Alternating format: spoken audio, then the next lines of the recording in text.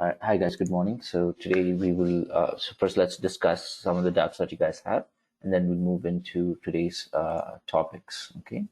Um, so to answer your question, right? So what's the difference between affirmation and confirmation? Okay. So when we talk about affirmation, what is it essentially? Is that affirmation is you're sending the economic details only to the client to confirm. Okay. Now, if once the client says okay, or agreed, generally they use the word agreed, then you have confirmation where you draft the ISDA agreement. Okay. Now, the ISDA agreement drafting will take anywhere between 2 to 21 days. Okay. So that is why you need to do affirmation first. Okay. So let me guys give you a relatively simple example, right? Now, for example, let's say you want to rent a house. Okay, you want to rent a house, and what do? So you reach out to a broker, and you give the broker your requirements, and the broker will go and find the house that you like.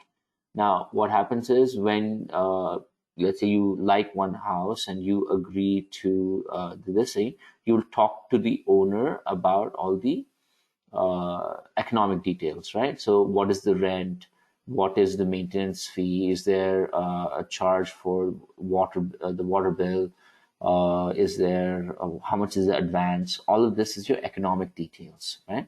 Now, what happens is, so now apart from that, you're also going to ask the owner's name and also their address and all of that, right? And ideally, what you will do is that you will write all of this down, okay? And when you go to the notary to get the rental agreement in order, now, is the rental agreement standardized or is it customized? Anyone?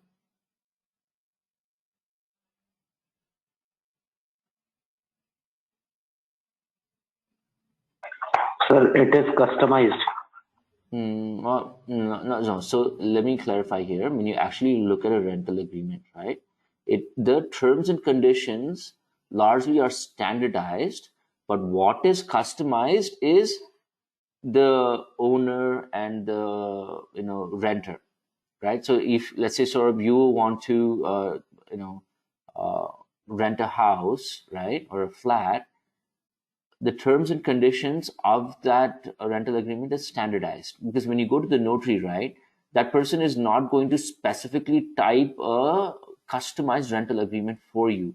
Rather, what they're going to ask you is, give me the owner's name, owner's address, your name, your address, and what did you guys agree? What is the rental amount? What is the advance? Is maintenance included, etc.? So that is what you will ideally write down and give it to the notary guy. And the notary, right, is that what they'll do is they'll just type up that. Now, that's the idea of affirmation, is that you will write the discussion that you had with your owner, saying that this is what we agreed to, and this is the piece of paper you take to the notary and you give it to that person, and they will fill up the rental agreement based on that piece of paper. Okay. Now, let me tell you guys, is that now let me ask you, now let's say that you don't write all of this down and you commit it to memory, and you go to the notary 2 days later, right? And what would happen then? Now let's say your memory is not exactly 100% and you just give random information to the notary guy. Now and you take it back to the owner, will the owner sign that rental agreement that you have created with the incorrect details? Right, obviously not. Okay, so that's the idea here with affirmation and confirmation, is that you're sending an email, and also it can be an electronic message as well, to the client. Okay, to the client, uh, asking them, hey, today we entered into a forward contract with these details. Do you agree to these? Do you agree to these economic details? Now they will come back saying, yes, I agree. Now, once they say that, then only you can create the ISDA agreement, right? Now, the idea of affirmation is that you and the client agree at a basic level, all the economic details, so that when you're drafting the agreement, you don't put the wrong details. Now, will a client sign an agreement if the details are wrong? Now, let's say it's a buy for the client, and by mistake you put sell forward. Will the client agree to sign the document? Obviously, the answer is no, right? So that is the difference between affirmation and confirmation. Okay, so affirmation is you sending an email or an electronic message to the client saying that, do you agree or not? Now, if they agree, then you'll push it to the next step where you'll draft the ISDA agreement. Okay, all right, everybody else got it? All right, any other questions before we start?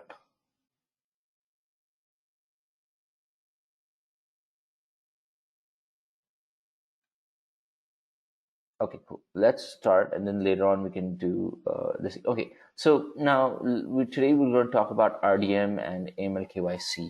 Okay, so now before we start into that, right, I want to add another layer to your trade life cycle. Now, we said the first step is sales, right? So this is what? New client acquisition.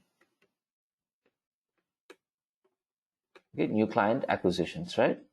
Now, whenever a bank onboards a client, and we have quite a few who works in a retail bank, what has to happen?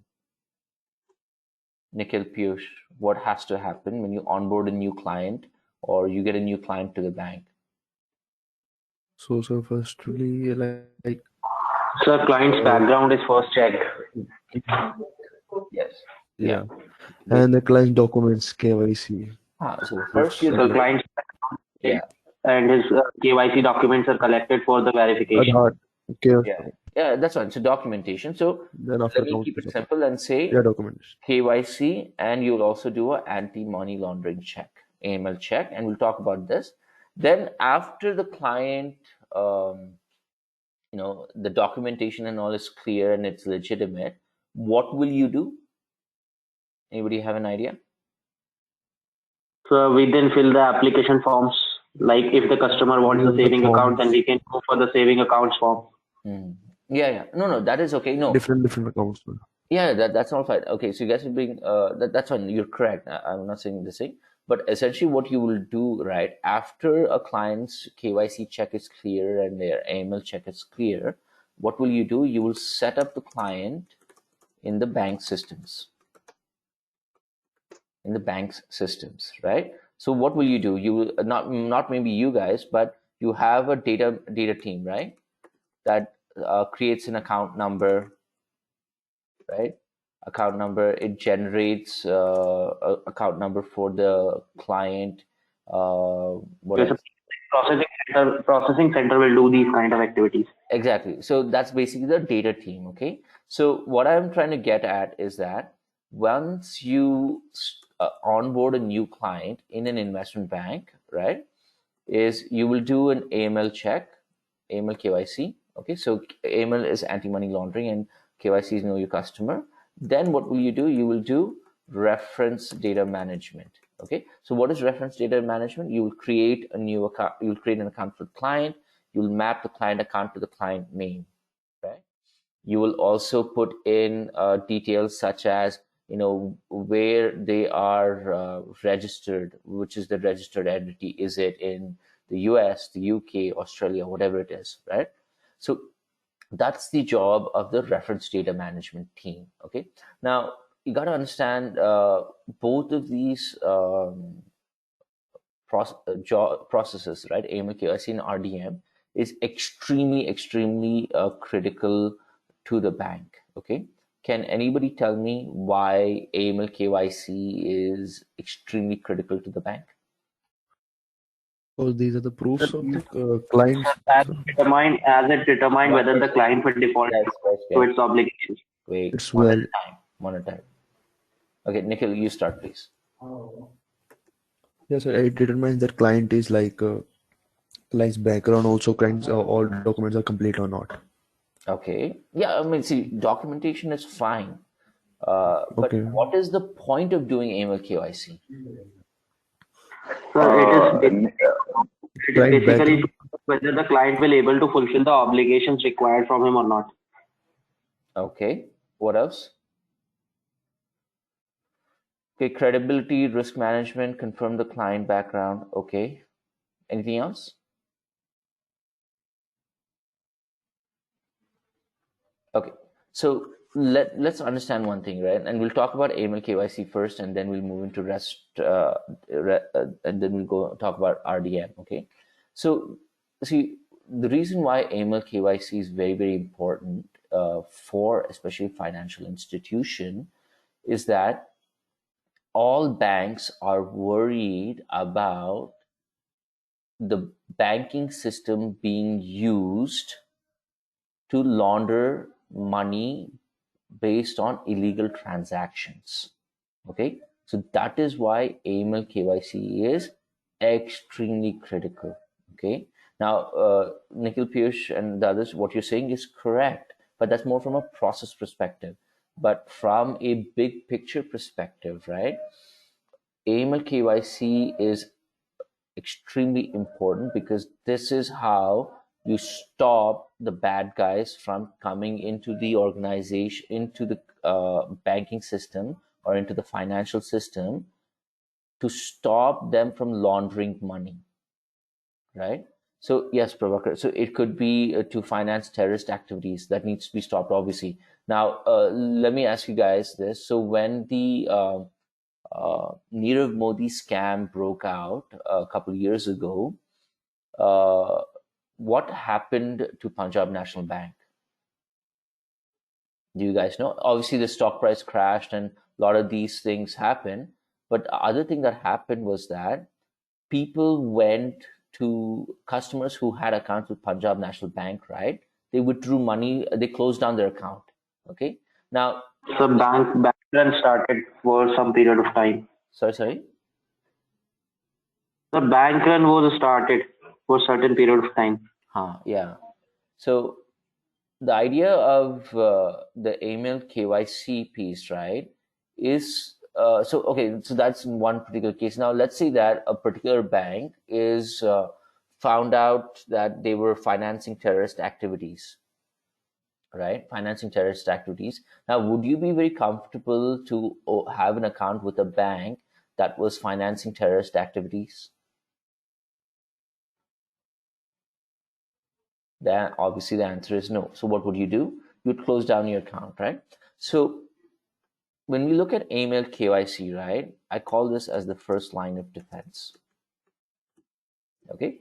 Now, what do I mean by first line of defense is that you as an AML KYC analyst, right, your job potentially is to stop people from entering into your bank, right, and trying to launder money.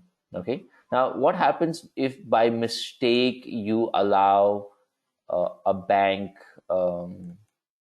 allow a client um, to, let's say, open an account and you didn't check properly? What do you think will happen to you?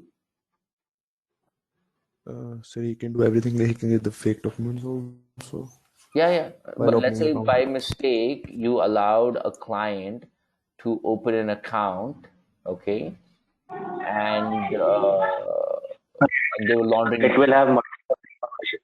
Sir, it will have multiple repercussions. First of all, the money is involved, so money is in danger.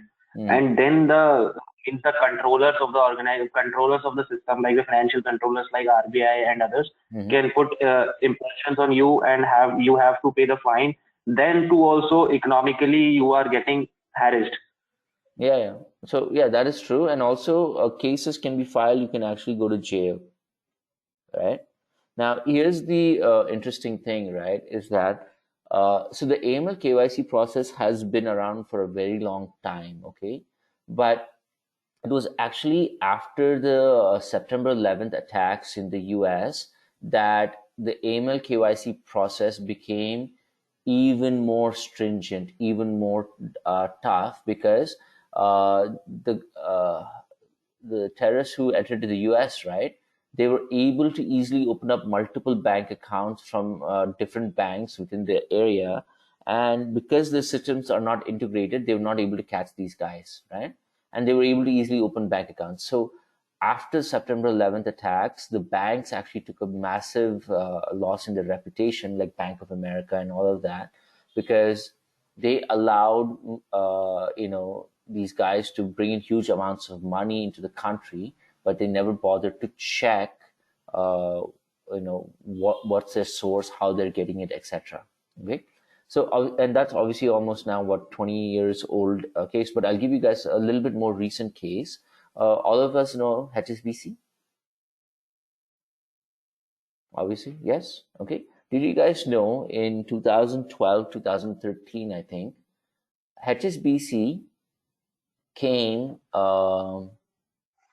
very, very close to losing their banking license all around the world. Do you guys know this?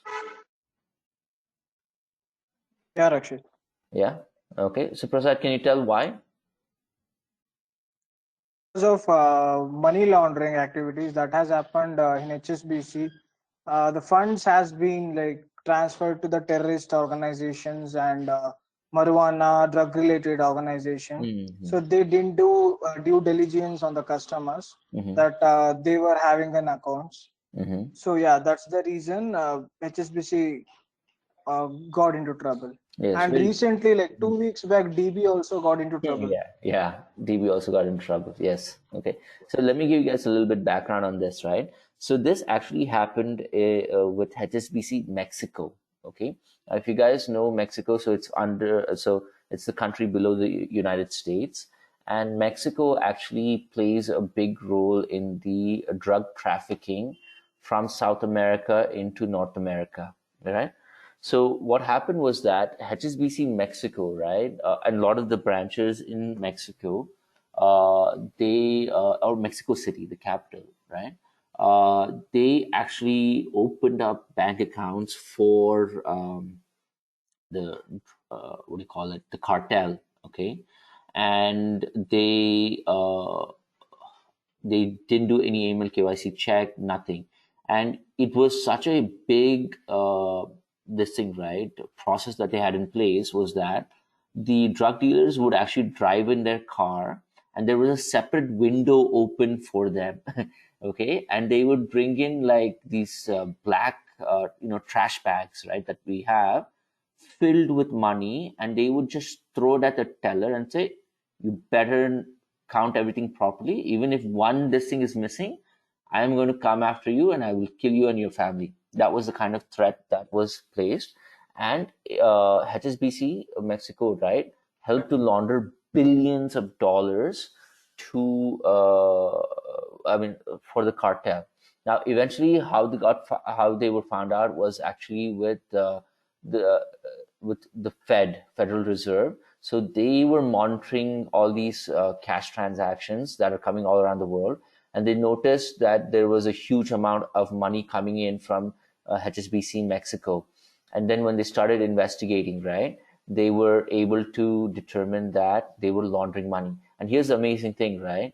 They were doing this for a couple of years, and the CEO of HSBC did not know about this, right?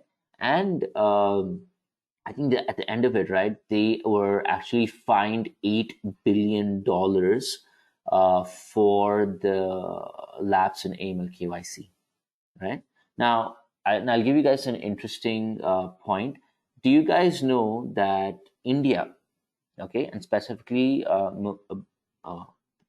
Bombay and Bangalore saved HSBC?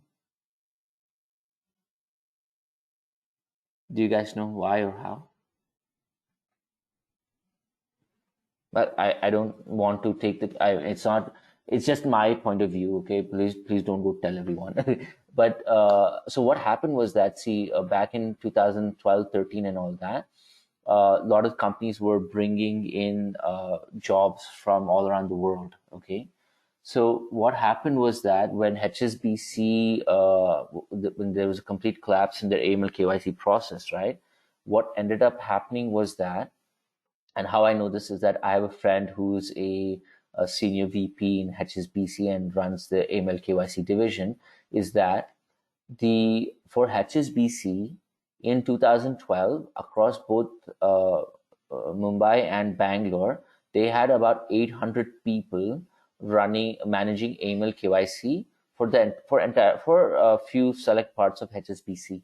Okay, but then what happened is because of this thing, right, the scam, AML KYC for HSBC, the team went from a 800 member department to a 10,000 people department.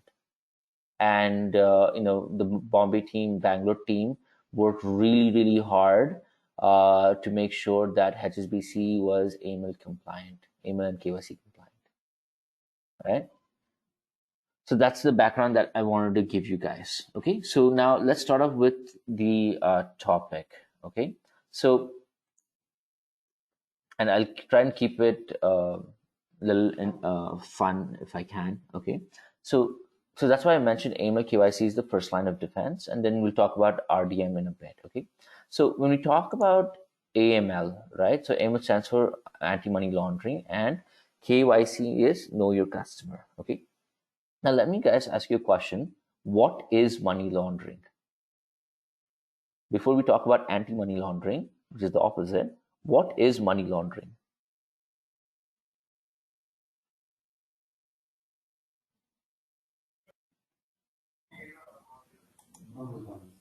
Sir, money laundering is basically the transfer of funds without getting it through legal means. Mm-hmm. Whose source of income, where the funds come from. On which the tax is not paid. Okay, all right.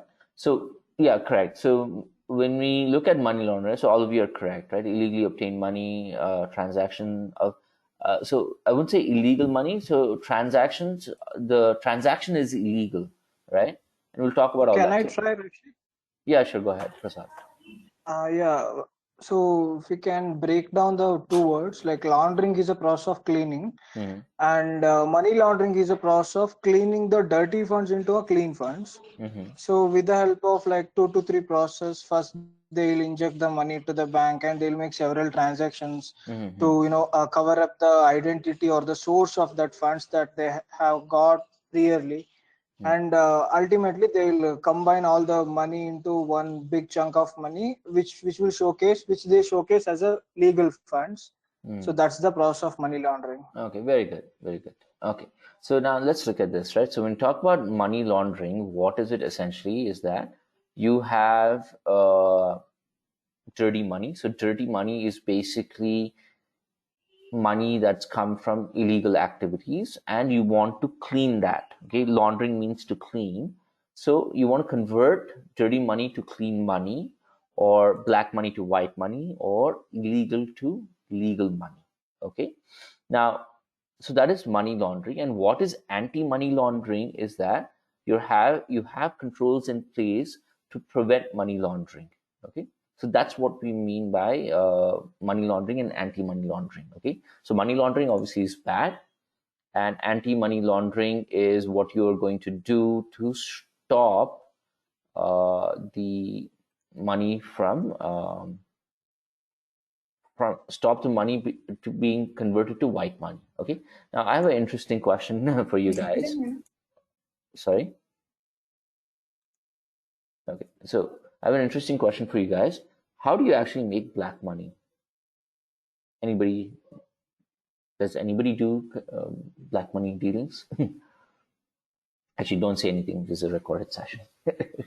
Okay, so how do you actually make black money? So the money in which we don't pay the tax, like the money which we receive in the cash. Yes, so correct. So In the what form of Akhil was cash. saying is tax evasion. Yes, correct. So tax evasion is basically what? You're not paying tax on a particular transaction. Okay.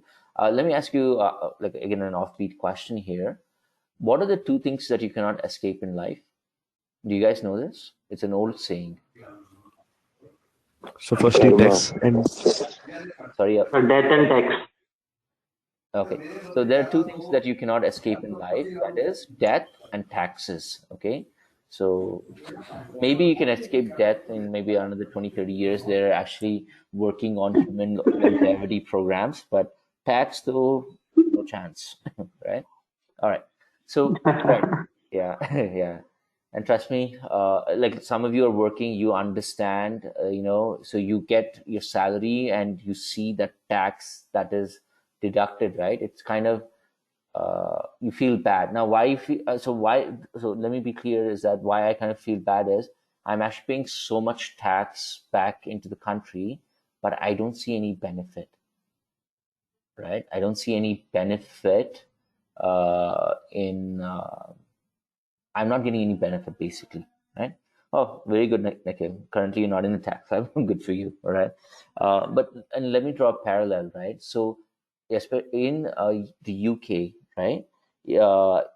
So there the tax rates are extremely high, right? So it's about 40% is what you have to pay tax, or 30% of 40% tax that you have to pay. But here's the thing: if you make, let's say, $100,000 a year, £100,000 a year, $40,000 goes straight in taxes. Now that's a huge amount, obviously, right?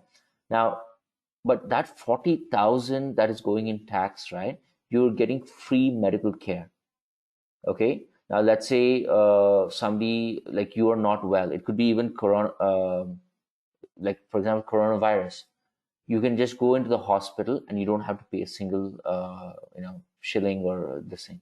Yeah, so that's where that makes sense. But largely in India, because the infrastructure is not developed really well, and yes, there has been progress, but it's going to be at least not in my lifetime or your lifetime that we can see that kind of progress that we would like, right? Okay, so it's just my thought, but I could be completely wrong as well. Okay, so let's look at the sources again. So tax evasion, okay, drug trafficking. Hello. Yes, hello. Hello. Yeah, Sorry Nikhil. for disturbing, sir. Yeah. Sir, I had a doubt like the person from the India sent the money to Swiss banks, na? Mhm. So can you explain that like why the Indian government can't claim that money, or why it takes so much of a processes to claim that money? They clean the dirty money, they clean the Yeah, dirty money to clean money. They are depositing in the Swiss banks and all. Can you explain that little sure, bit? sure. Can you introduce Yeah, them? that's a good question. Actually, just give me 2 minutes. Let me finish the sources of making illegal money, and I'll answer that question. Okay. All right. So let's look at this. So tax evasion, drug trafficking. Now within trafficking, human trafficking is. I mean, it's disgusting, obviously, and even though we're in the 21st century, right? Human trafficking is still a very, very big business all around the world, and arms trafficking. Okay. Next is poaching and smuggling. Okay. So poaching here is obviously of wild animals, right? Elephant tusks and all of that. And smuggling again could be drug smuggling, or it could be other types of smuggling as well. Even smuggling of, let's say, exotic animals, etc. Okay. Hawala transactions. Now, do you guys know what is a hawala transaction? Yes, sir. Okay. Piyush, what is it? So basically, it is a transaction through two different parties. One party, for suppose you want to transfer funds from India to Mm-hmm. Europe. So there is a person in India you will approach. He will give you a slip, and on the basis of that slip, he will and ensure that the same person he has a subsidiary person in Europe also. He Mm-hmm. makes the payment. If a person giving $10,000 for in India, then that if there is some other person in Europe, he will hand over that $10,000 to some other agent in Europe. Mm-hmm. Okay, so let me put it across in a simpler manner, but you're exactly right. Is that when we look at a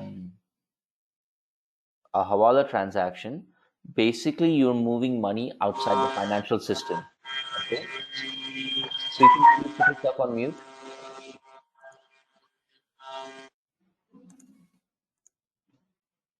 Okay, money transfer without moving money movement. Yeah, that's a good way of putting it, Prabhakar. Okay, so when we look at this, right? What that means is that you basically transfer the money outside the banking system. Okay, So you will actually move the money physically, right? So like what Piyush was saying, right? Now let's say that you're in the US and you want to have money, you want to transfer money to India. Now what happens is that you would have to pay tax, right? Obviously, and you've already paid tax in the US. And about like 20 years, 30 years ago, right? Why Hawala transactions were very popular was that if, let's say, you were in the US, if you were in the US, you would obviously have paid tax there. But when you transfer the money here to India, you would also pay tax here. So imagine you made $100, okay, as profit. You would have paid 30% tax, and when it comes down to India, it's another 30%, right? So you've lost 60% of your money. So But hello, yeah, hello? uh, Yeah, Bhaskar. hello. There is a double tax treaty to it's like that.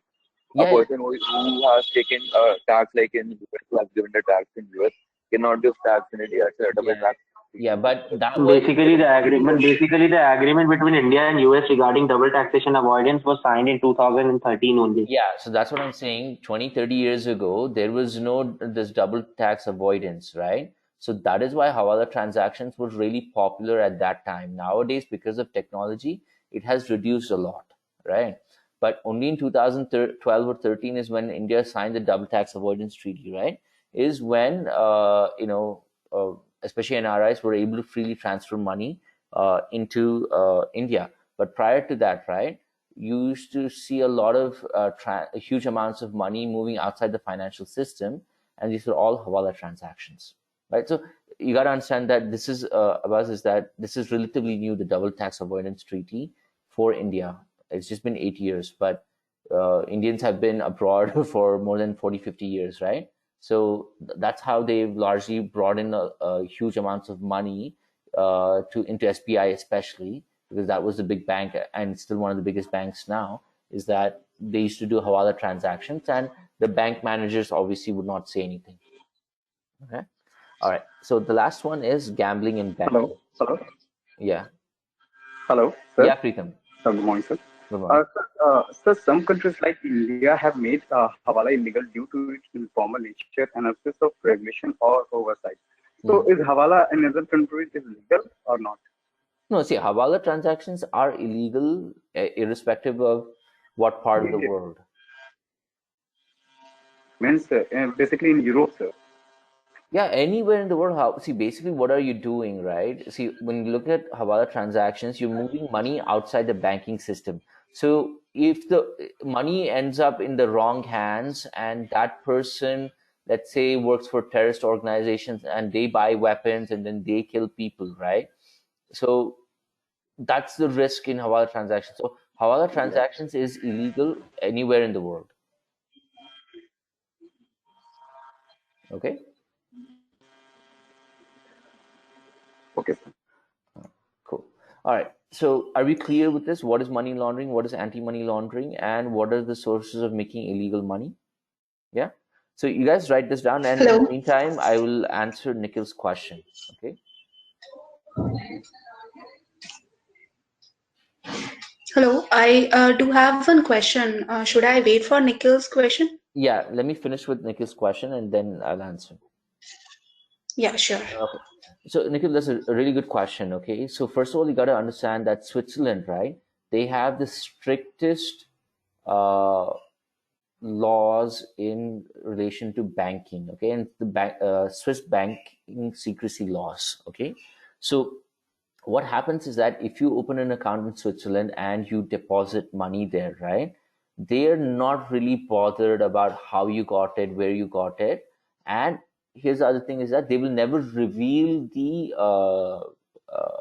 reveal you or anybody else associated with you or anybody who owns an account because of the bank secrecy laws. Okay. Now, how did India, like a lot of the politicians here in India, right? And this is, got to understand, this is about 20, 30 years ago when India was still developing and all, I mean, still developing, obviously, but then what used to happen, right? And let me be very clear here is that, and especially why politicians had opened up Swiss bank accounts, is that Now, if you work for the government, okay, if you're like a minister of parliament and all of that, you get issued what we call as a diplomatic passport. Now, if you have a diplomatic passport, the so in India, they are not allowed to check your bags, okay? And if you go, so then let's say you arrive in Switzerland, right? The immigration officers there, they're not allowed to check your bags, okay? So how a lot of politicians, right, actually transferred their money to Switzerland was through actual physical cash, right? So they used to make all these trips, and if you guys remember, a lot of Bollywood movies were shot in the 80s and 70s in Switzerland. So they use all these guys to physically move cash out of the Indian financial system and moved it to Switzerland. And from there, they opened up the bank accounts and they deposited huge sums of money. And I don't know if you guys know this, but for example, right, Sonia Gandhi and the entire Gandhi family, they their assets or their net worth is close to 9 or 10 billion US dollars, and they're considered one of the top 10 richest political families in the world, not only in India, but in the world. Okay. So, but I don't want to become political, but that's essentially how these guys, especially politicians, were able to huge billions of rupees and that got converted to dollars to Switzerland because they had a diplomatic passport. And if you have a diplomatic passport, you can even carry a like a dead body in it, and they're not going to check, right? So that's how they moved it, and they also used Bollywood and all the film industry and all of that to move a huge amounts of money there. Now, why is now India facing difficulty in getting that money back? Is that if Switzerland breaks if they break their own law, right, saying that you know what, we'll give back all these illicit money, what's going to happen is that Switzerland will lose its reputation as a safe place to make money, a safe place to keep money in the world for the banking sector. Okay, and what happens is that also when you look at Switzerland, right, as a country, apart from tourism, they really don't generate much of their own kind of revenue and all of that. So a lot of it is actually most of their economy runs based on the banking sector.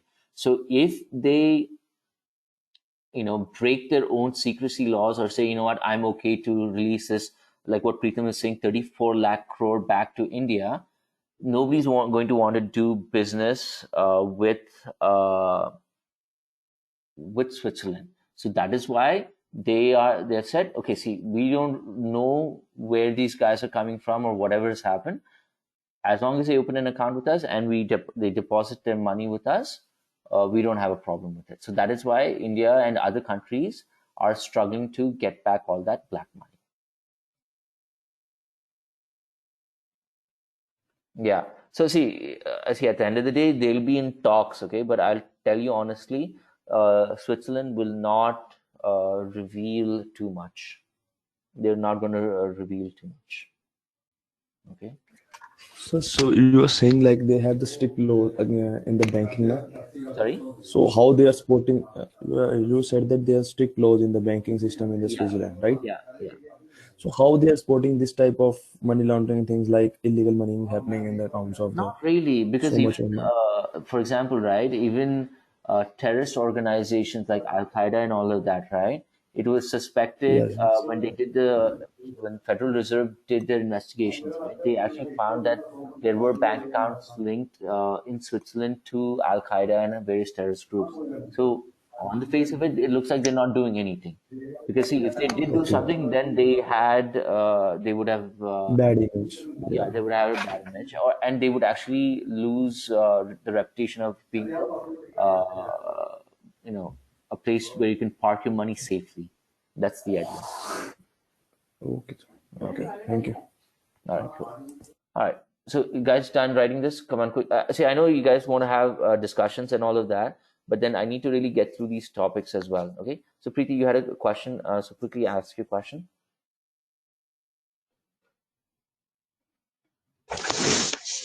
Hello. Actually, my question was, are they actually, carrying money physically with them? So I was just curious, is there no airport check and everything like that? But when you told that, yeah, they are carrying it physically, so yeah, my question was answered there. Yeah. So basically, especially with politicians, right? They have diplomatic passports, and for example, right, Vijay Mallya, how he was able to escape the country was that so the government actually withheld his regular passport, the citizen passport, but they forgot that he was a minister of parliament, right? And he used that passport to actually leave the country. Okay. Yeah. Okay. Cool. All right. So yeah, Nikhil, we'll come to all of that. So are we clear with this? Done writing? Shall we move on? So okay. So good question, Abbas. So when we talk about Mauritius, right? So again, Mauritius, since it's a largely a tourist country, right? What happens is that they again run their entire countries or economies based on the banking system there also. So even there, you can open up offshore accounts without too much documentation and all of that, and they don't really much. It's not as strict, right? So you can just open an account and you can use that account to launder money between, let's say, Asian countries and European countries. They are tax haven countries.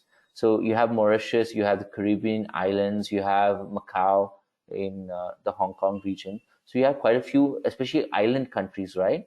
They're not very strict with the banking laws because their country actually depends on this money to run their economy. Okay. All right. So now, yeah, Piyush. Sir, if these countries are doing this, then why International Banks Association is not taking the charge of it? I don't see. It's also there could be a political issue with that, and also what else? Even if they do something right, the International Banking Association, whatever it is, they're going to say Mauritius is going to say, "This is my country. This is how I run it. I have my regulator here, and I am not going to follow your rules and your standards because that anyway is going to hurt my economy. So I'm going to do what's best for my country. You can do whatever you want, right?" So you got to understand that there's a lot of obviously politics involved in it, and see countries like Mauritius and all that, right? If they actually follow these rules, their entire economy would collapse, right? And they're not going to do that. And honestly, I wouldn't, if I was running a country like that, and my country is really based on the amount of money coming in, right? I would do the same. Yeah. Yeah, of course, Anu. Exactly. Okay. Now, guys, let's continue. Otherwise, this is going to be a 6-hour class. Okay. Let's continue. Now, let's talk about the steps to laundering money. So, how do you actually launder money? Okay. Now, these steps have been defined by the United Nations. Okay, and basically the way the steps are, it's a concept. Okay, and you can take this concept and you can apply it on different aspects. Okay, now the first step is what we call as placing. So Prasad had mentioned injecting. That's also correct, but placing. So when you talk about placing, what happens is that you introduce the black money into the financial system. Now, I want you guys to be clear here is that I'm using the word financial system.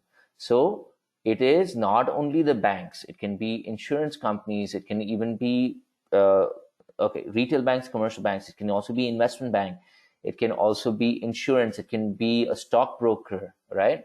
All of this is part of the financial system, right? So when you talk about placing, you're introducing the black money into the financial system. Okay. Now, under placing, how this works is that there are two methods of how you can break up your money. And let me give you an example in terms of a bank. Okay, now let's say that I have 10 lakh rupees. Okay, and this is illegal money. Okay, 10 lakh rupees in illegal money. So the first thing is I will do structuring. Okay, basically I'm going to deposit the money under the threshold. Now in India, sorry, I'm putting dollar sign. generally in India, what happens is that if anything above 50,000 rupees, what do you have to do? PAN card apply. Yeah, you have to submit your PAN card and all of that, and also say where you got that money from. So when I talk about structuring, right, I'm going to deposit, money below 50,000 rupees at random days, random weeks, random months of the year. I'm going to deposit less than 50,000, 5,000, 7,000, 12, 42, 48, or 49,999, right? So you can do all of that. And that is one way I would break up this 10 lakhs. So now in this 10 lakhs, right, I'll do 5 lakhs as structuring, and 5 lakhs is what we call as smurfing. Now, when we talk about smurfing, what this means is that I am going to, so let me give you a story here, right? So now I have 5 lakh rupees and there's about 30 of us here. So what I will do is I'll break up this 5 lakhs amongst the 30 of us here. Okay. And I'll tell you that, on any given day that, for example, Anupam can deposit it on the 5th of November, Nikhil on the 10th of December, Akib on, let's say, January 25th. So I will tell you, to deposit the money in different time periods. So eventually what happens is that this 10 lakhs that I got as illegal money, right? Because of structuring and smurfing, what I've done is I have confused the financial system or the banking system, and they're going to think that these are, different transactions. These are random things, and it is not related to any sort of black money or any sort of illegal activity. Okay, so that's what we mean by structuring. So structuring is you deposit the money under the threshold, and smurfing is that you deposit the money in other people's account, right? So for Anupam, I might transfer, like, let's say 7K, and I'll tell him, you know what, in 2 weeks, you transfer the 7K back. Now, if somebody asks me, right, and I do this to all 30 of you, if the bank comes and asks, hey, Rakshat, why did you transfer 7K for Anupam? I'll say it was an emergency for him. His family was not well. And if Anupam also confirms the same details, can the bank do anything? Obviously, the answer is no, right? So when we do structuring and smurfing, what we're doing is we're confusing the financial system or the authorities in not being able to track the black money. Okay. Now, when you do structuring and smurfing, what happens is that you create a layer between you and the black money. Basically, you eliminate the source of income. Now, see, I have 10 lakhs. I 5 lakhs I deposited randomly in different accounts under my own name, but it's under the threshold. And 5 lakhs is through you guys, right? I break it up to small amounts and you send it to me, right?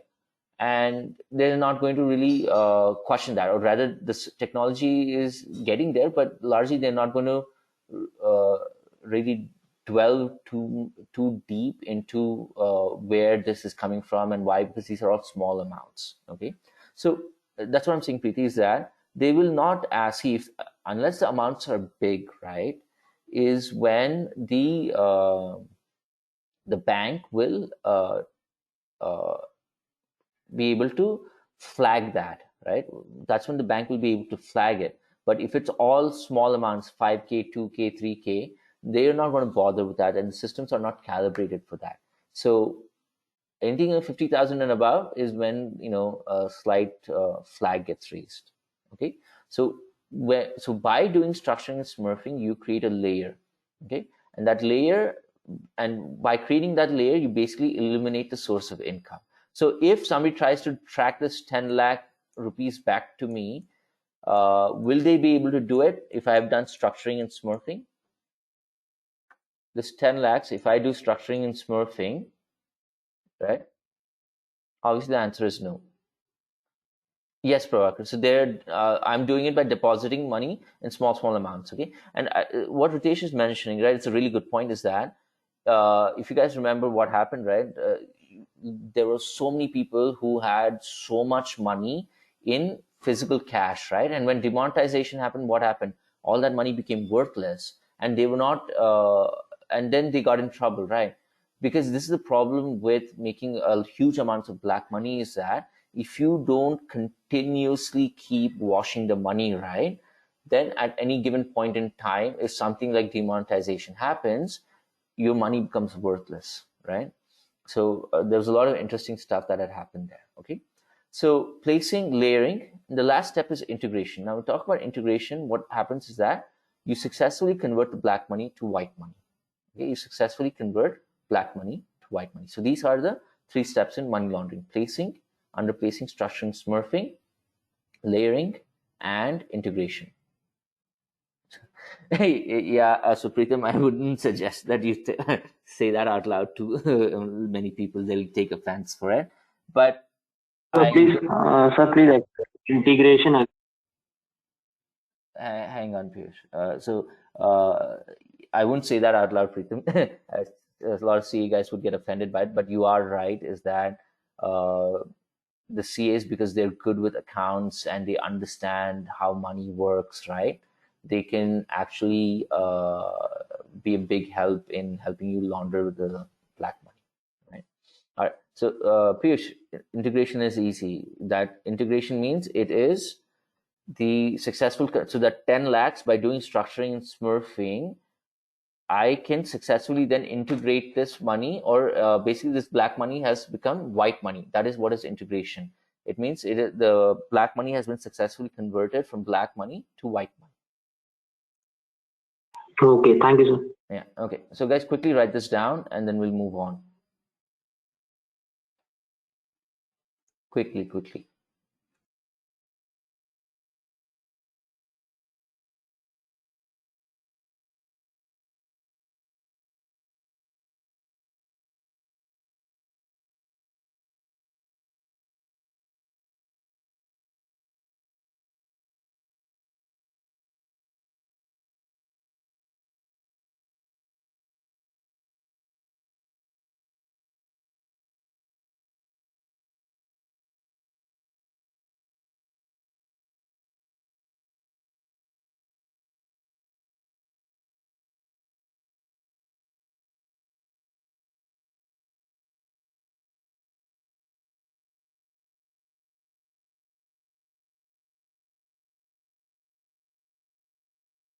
Definitely a buzz.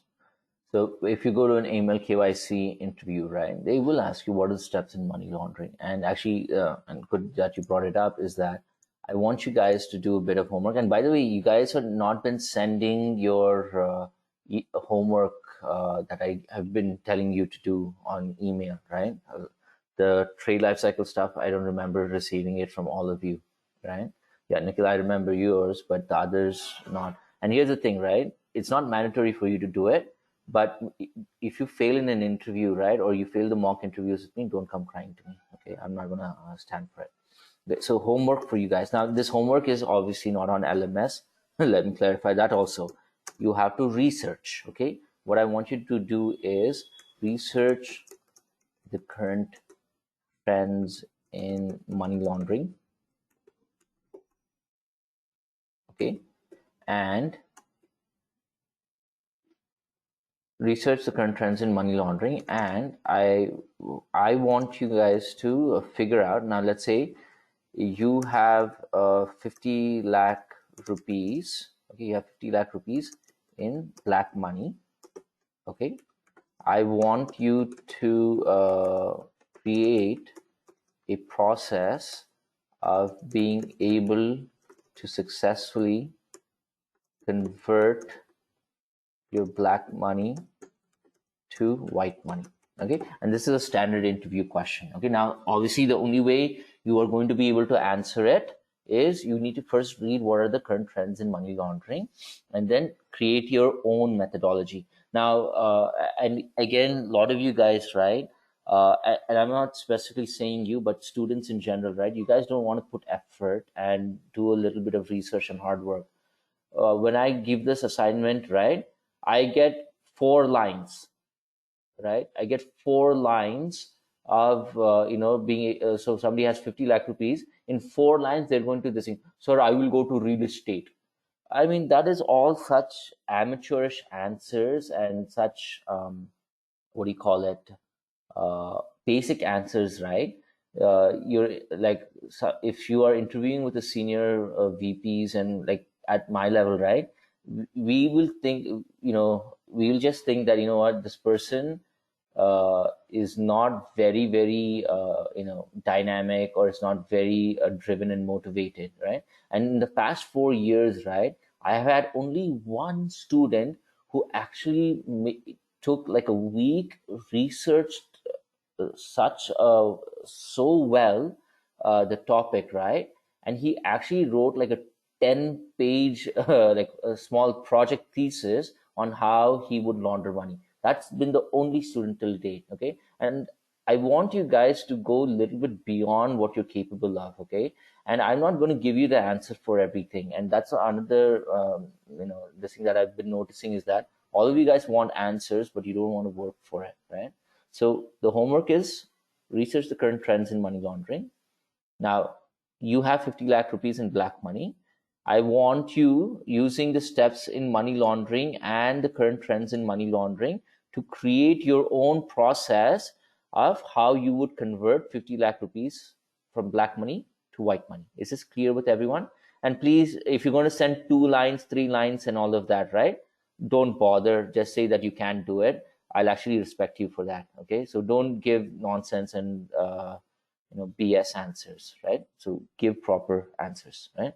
Yeah, anything about it. It can be domestic to domestic, or it can be domestic to international as well, as long as it makes sense, right? And it's you can successfully integrate that. Okay.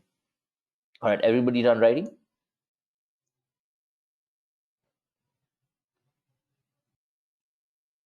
Okay, you should be. Okay.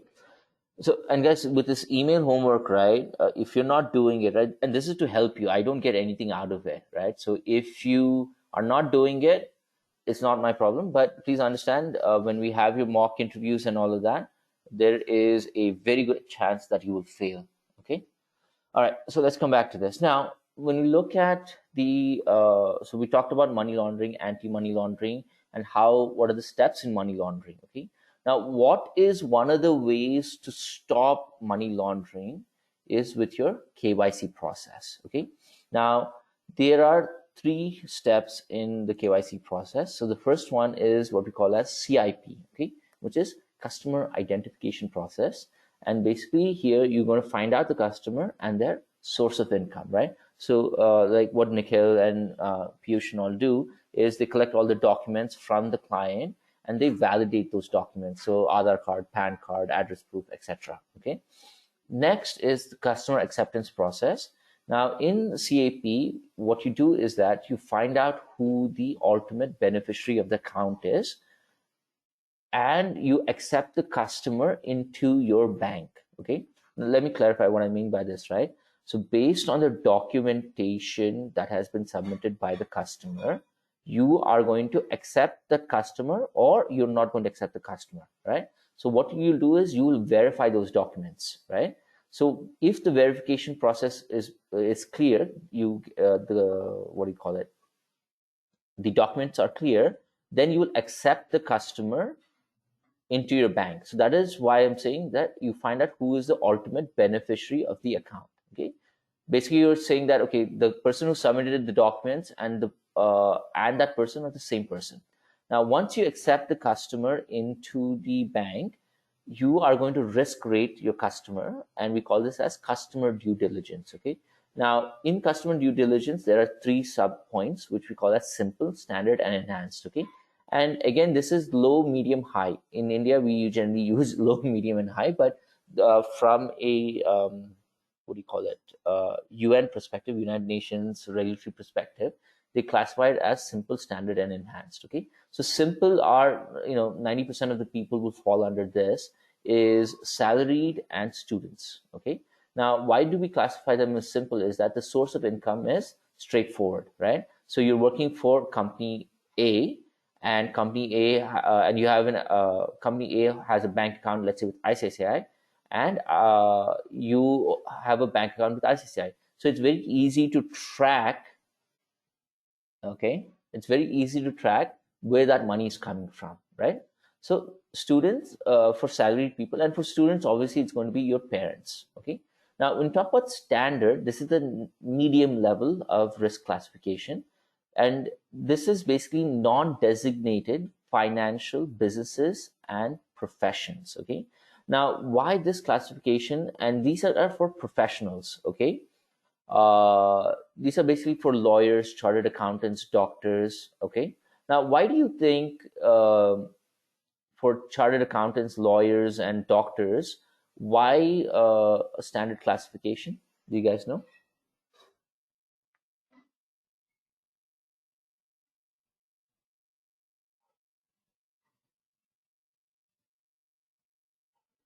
Any idea? Okay, let me ask you the question. Does a doctor have only one source of income? No, sir. No. So how do they make money then? I mean, what are the different sources?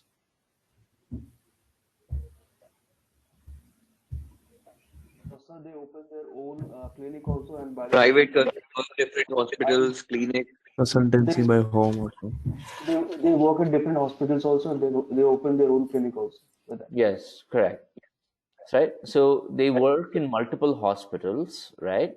And also they have their own clinics. And if you guys remember, this scam happened in Bangalore, is that they get a commission from all the diagnostic centers, okay, and also from pharmaceutical companies and all of that, right? So, and you, like, for a long time, I used to really respect the medical profession, but in the last few years, right, it's just kind of, it's okay.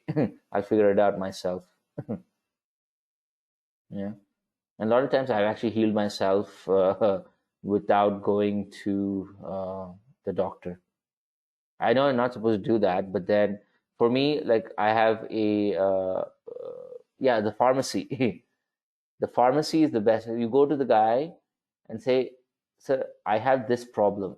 He'll look left, right to make sure that nobody's there. "Sir, take this. You'll be fine in 2 days." I save so much. Not only save so much money, but then he gives me exactly what I'm looking for. Right? Yeah, yeah. So that's the thing with yeah, yeah. Everybody, trust me, everybody has earned a lot. When I say everybody, the medical profession, hospitals, pharmacies, and the government has actually earned a lot of money because of the coronavirus. Yeah. Okay. So are we clear with, okay, so that is your standard. Okay. Now when we talk about enhanced, so here in enhanced, it's politicians, high net worth individuals, okay, PEPs, politically exposed persons. Now what that means is that if you have any close relative who's into politics, right, you will be classified as an enhanced person or a high risk person. Now, why this, right? Because of the kind of job that they do, right? Or basically whatever they do, they can make money illegally, and also they can get money from multiple sources, right? So, and also they could be involved in illegal activities and all of that. So that is why you classify them as enhanced. Okay, is this clear in the steps in KYC? So you do KYC to stop or to try and put controls for money laundering. Okay, so you do CIP, CAP, CDD. Is this clear with everyone?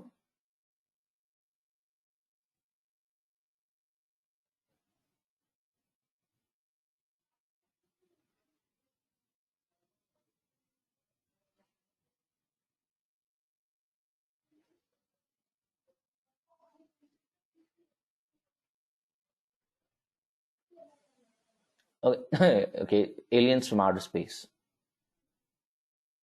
No, no, I'm kidding. It's basically people from other countries. So people from other countries who settle in India, right? They're considered as non-resident aliens. I think if aliens did come down to Earth, right, they'd just look at us and say, it's okay. It's okay. And they'll just go back to wherever they came from. I honestly feel that's what they would do. Yeah. Who knows? Yeah. All right, cool. Write this down, and then we'll move on to the last two bits of AML KYC. Hello. Yeah, no. Hello. Yeah. So no resident aliens are NRIs, na? Right? Not necessarily. See, an Okay. NRI is somebody who has Indian citizenship but lives in another country, lives, let's say, in the US. Okay. So, No, he or she's having foreign citizenship also, na? yeah, NRIs. foreign citizenship. But in non-resident, Yeah. what I'm saying is, let's say somebody from China comes and lives in India for Yeah. Yeah. education, or from Africa, because again, especially in Bangalore, we have a lot of students who come from Africa and all of that, or from Sri Lanka, all of that. So they will be considered as non-resident aliens. Okay. Okay. Okay. Like we go in the Canada and all. Yeah. US. I think everybody wants to go Okay. to Canada. All right, cool. Finish up, guys.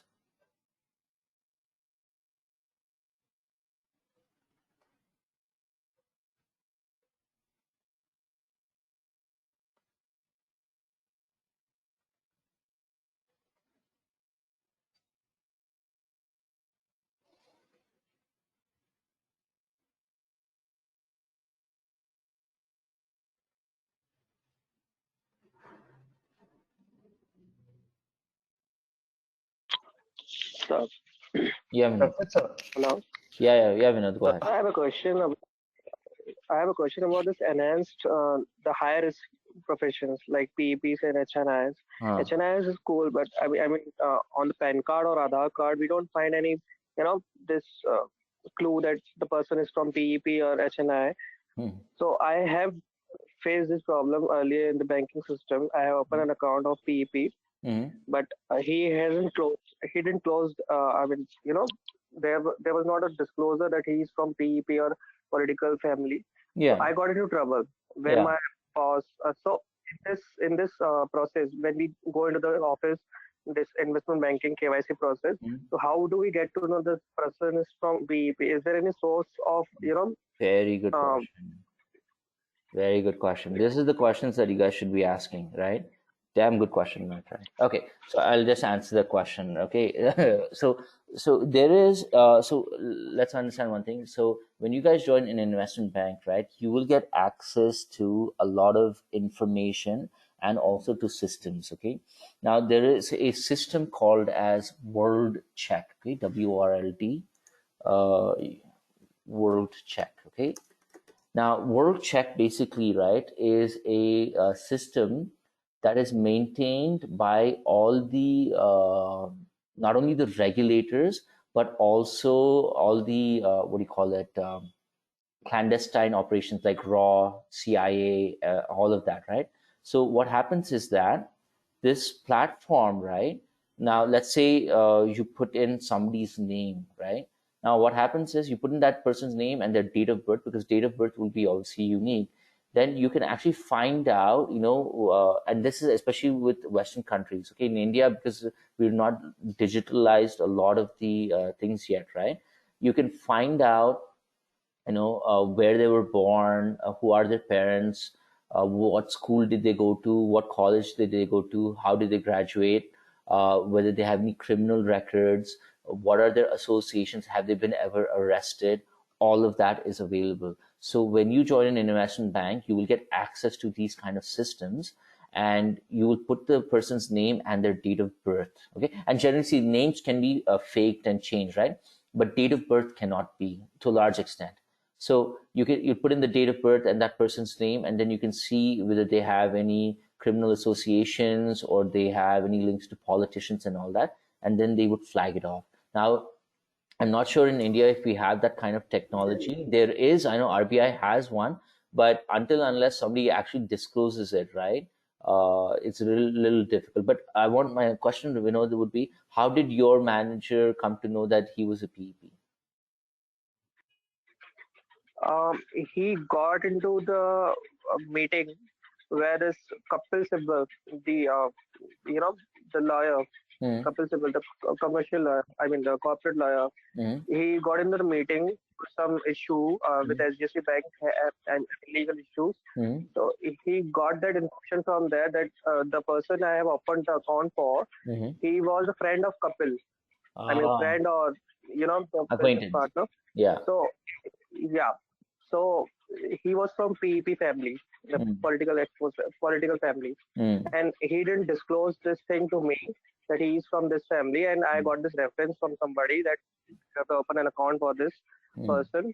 I got this good amount of check for the of opening the account, Mm. and I opened the account, but some mails were against me from the backend team. Yeah. Then I got into the trouble. Yeah. Yeah. You didn't get, yeah. So the problem is, so what Nicholas is saying is that banks don't have it. See, again, India has a long, long way to go in terms of creating an awesome technology infrastructure, right? Now, see, if I'll be honest now, if I have a lot of black money and you're working in HDFC, I'm not going to come and freely tell you that, hey, all my family is in politics and all that, and I'll be using HDFC to launder money, right? Because that won't make sense. So this is where investigating, researching, and trying to get the right details and all of that, right? It should be has to be done. And I think largely your back-end team should be responsible for this rather than you. No one does it. No one will does that. Very nice. Hello. Yeah, Nick.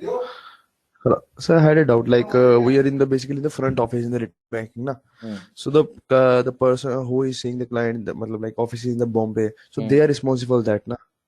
So it's the HNI or PEP. So they are, I think they are responsible for that if something happens in the future. No. So you got to understand one thing. The job of the relationship manager is to generate revenue for the company, right? Now, Right. it is up to, see, this is why I'm talking about operations and all of that, right? So it's up to your back-end team. So your back-end team is nothing but operations at a retail bank. It is the job of your operations team to thoroughly investigate any new client that comes in and flag them accordingly, right? See, it's not I know it sounds bad, right? But it's not the responsibility of the salesperson. Now, unless the salesperson specifically knows it and they did it on purpose, then yes, I agree.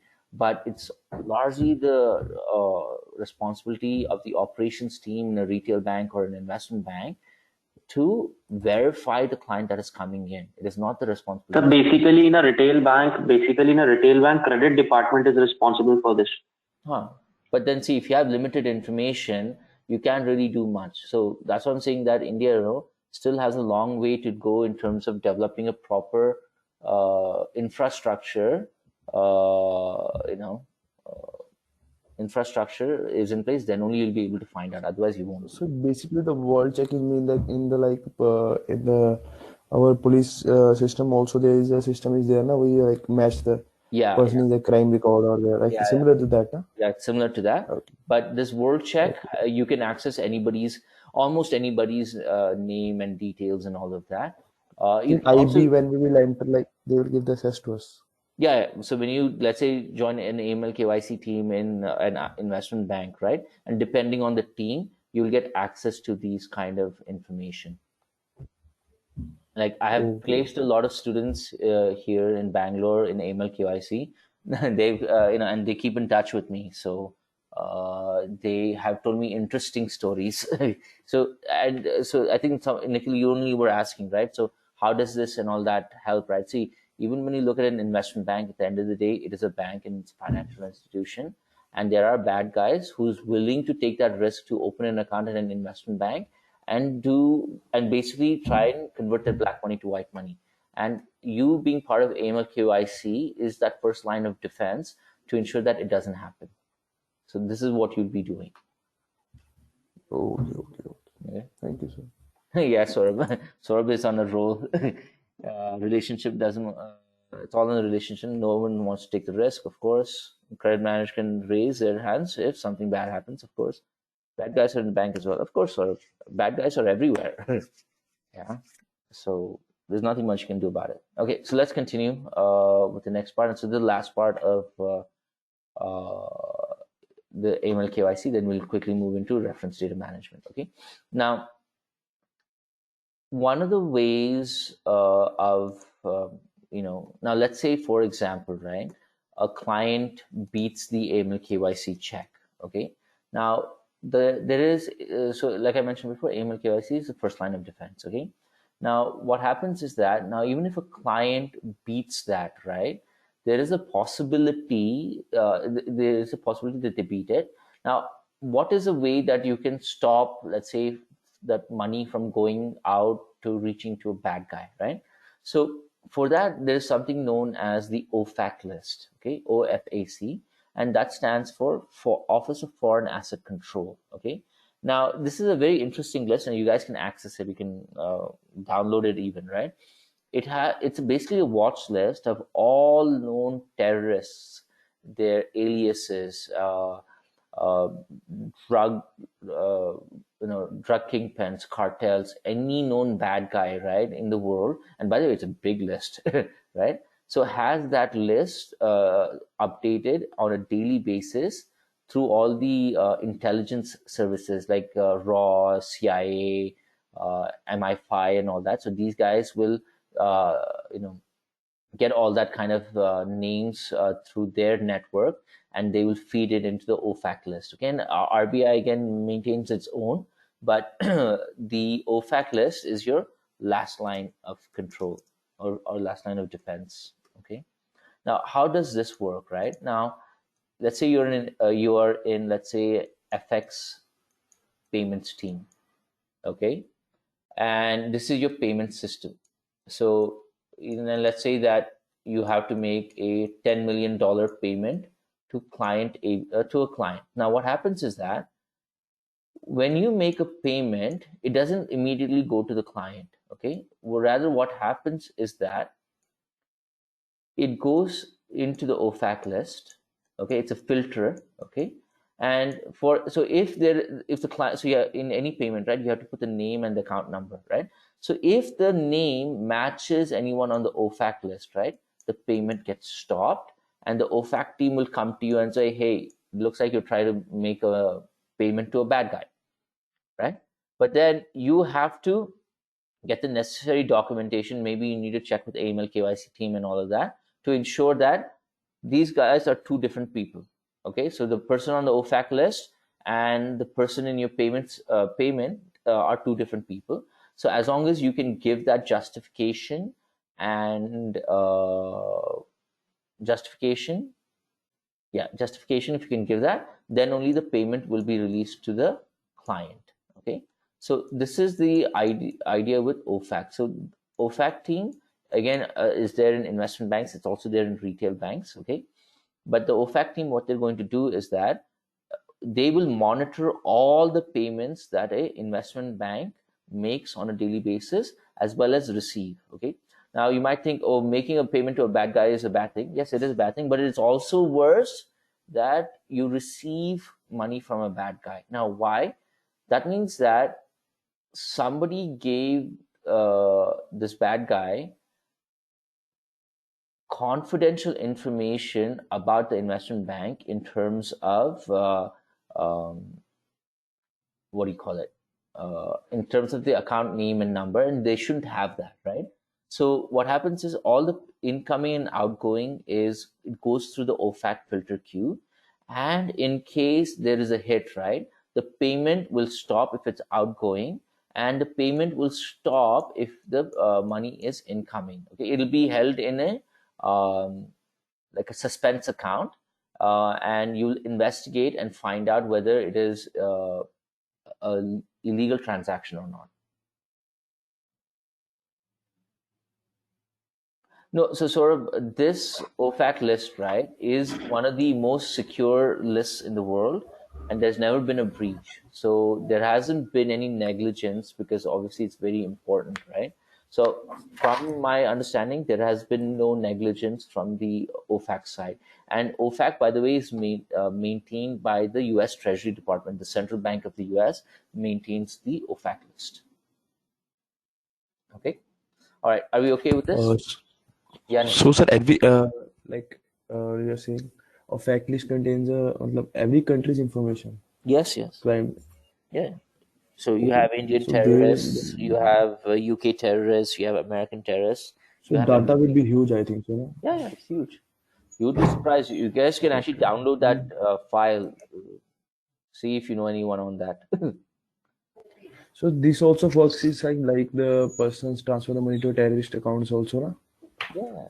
See, basically, the person's name is going to be there and date of birth, right? So you guys can Okay. Google it. You can find it and you can play with it. But basically, it has that entire list.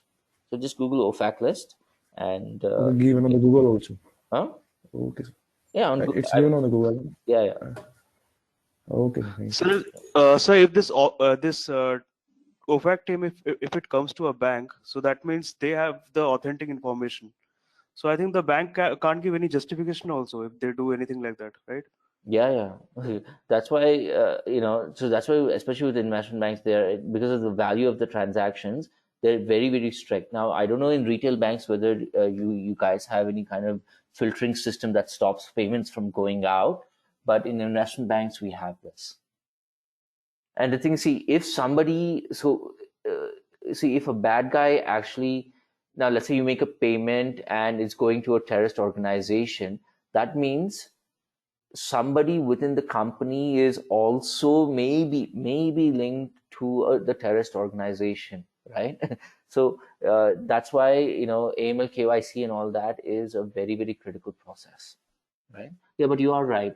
There won't be any justification of why they did the deal with a known terrorist, and if they disclose it right immediately, then they're just fine. But if they try to cover it up, like how HSBC and all did, right, they will get fined in billions. Okay, all right, done with OFAC list. Shall we move on?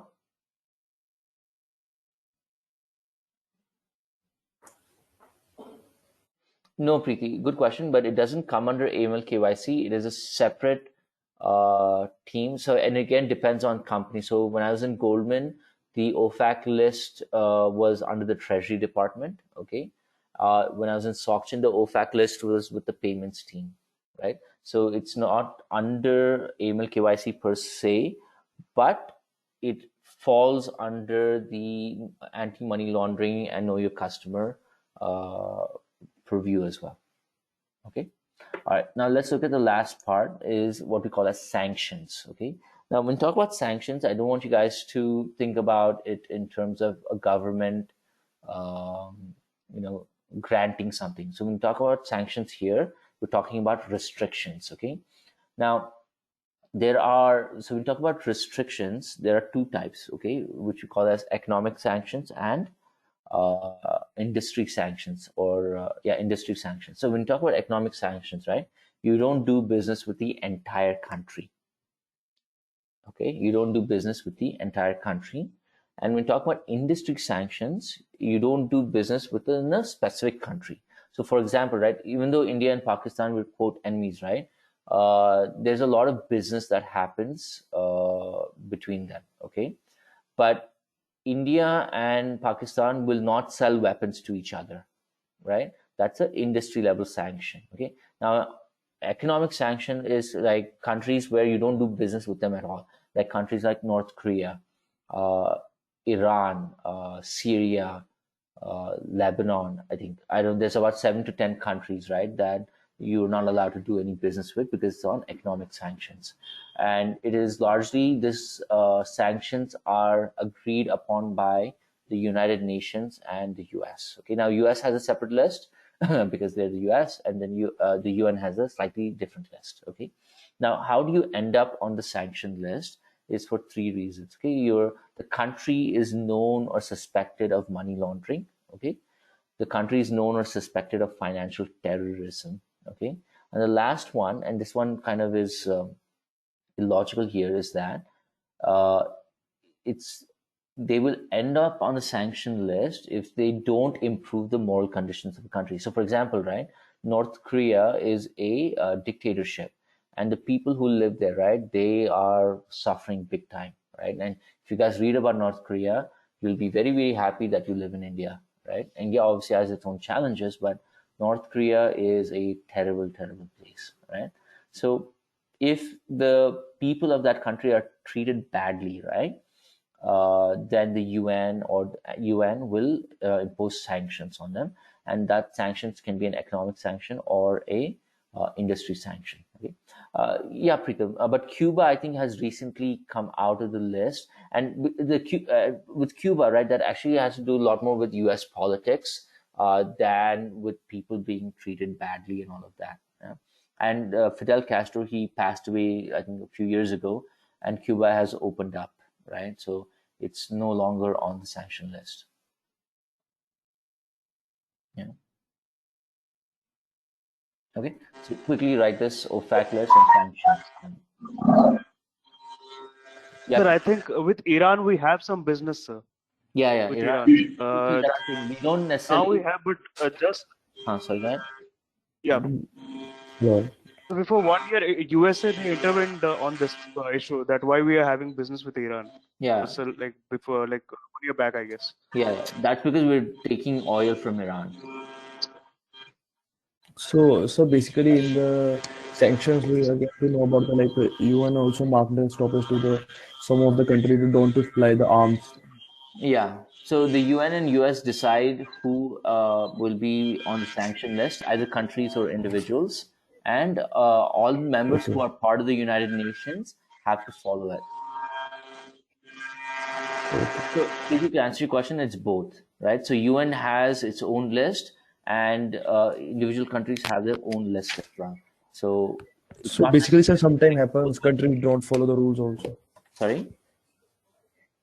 A country don't follow the rules. Like recent also happens in the I don't know the country's name. Mhm. Like they don't follow the rules of the UN or the what US said on the restrictions. Yeah, So and they that is why supplied they arms will. or something like that. Yeah, and that's why they end up on sanction list, right? So, for example, I'll tell you guys, right, is that Okay. India was also on the sanction list for many years, right? And that was because of the Pokhran For nuclear okay. testing. Pokhran nuclear testing in the 90s, in 97 or 98, Yeah, when right. in this thing, India is actually was on the nuclear sanction list, and we're not allowed to basically buy nuclear materials from the United Nations or any of the member groups. So India has also been on the sanction list. Okay. All right. India is fined also, I think so, after that experiment. Sorry. After the experiment, India is fined also for the nuclear Yeah. experiment. So US has fined India also. Yeah. Basically, the US and all that, right, feel that, see, in the Western mind, right, India is a third world country. And to a large extent, they feel that third world countries are politically unstable. Okay. But now, if you look at US, no, US is politically unstable. But that's why they put in sanctions and all that on country like not only India and Pakistan as well, because in Pakistan did the nuclear test after some time, and there was such a big this thing that if India, let's say somebody crazy comes into power, and they want to push the button, right? And the button is to launch the nuclear weapons. And if you launch nuclear weapons, you cannot undo that, because thousands and millions will die in an instant, and that will start a nuclear war. And obviously, we need to avoid that at all costs, right? But yeah, but now the thing is, in the US, US has become the joke of of the world, and it's lost a lot of respect. Yeah, it's and Uh, I don't know sir, who's going to win, but I think I have a bad feeling Trump will again win the next 4 years, unfortunately. sir, can you put a light on the Trump and Biden? How will affect the market? How will the IB structure will restructure after that? Or it No, will no. So affect or not in the IB IB's no, also, no. Hang on a in the minute. See, markets also. hang on a minute. See, IB is a small function within the big scheme of the financial markets, right? Now, when we Okay. so if Trump wins, the policies that he has in place will continue, and there might be a negative outlook in the market. Okay, who knows? Now there are a lot of people who support Trump, So and because of personally, I think that, the short term market it will high. market go up. Okay, but if Biden comes in, Okay. they're expecting that he will remove all these lot of laws that he has put that Trump has put in place. That might China too. yeah, China and all that, that might work well for the US. So honestly, I don't know what's going to happen in terms of the markets and all of that. It's just that either way, the markets will be volatile, and it will be crazy amount of money. Because IB is directly indirectly linked to the market, so that's why I'm asking. Yeah, I know, but that's what I'm So saying is then that the markets nobody also. knows what will happen. See, Nikhil, you got to understand, Okay, you okay. cannot predict the market. Now, if you Yeah, can predict the market, you can right, make right. billions, right? So we don't know what's going to happen. So I've been reading a bit. Nobody knows what's going to happen. No, just yeah, Okay. yeah, right. Thank you. Yeah. Okay, cool. So in the end, can you tell me the AML and KYC in the IB department how it That's works? what we were talking about, right? So when a new client comes to the investment bank, your job will be to do this. You will do the KYC check. You'll identify the Okay, we customer. are doing You'll do all same. of that, and then you will do a world check to make sure that they're not politically exposed, and you'll risk rate them. Then you'll approve the client for trading. Okay, we are doing same. Okay. Yeah.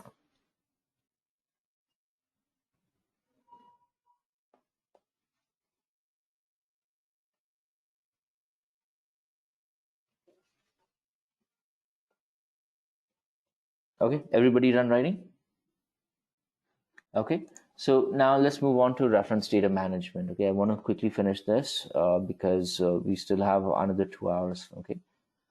Okay, so when you talk about reference data management, okay, so after AML KYC is done, okay, and the client is approved for trading, what will you do is that you will set the client up in the banking in the bank's system, right? So you'll create an account number, you'll create um, you'll put in the client's address, you'll say where they're domiciled, where what kind of trades are they allowed to do, what is their credit risk. All of that information will be put into reference data.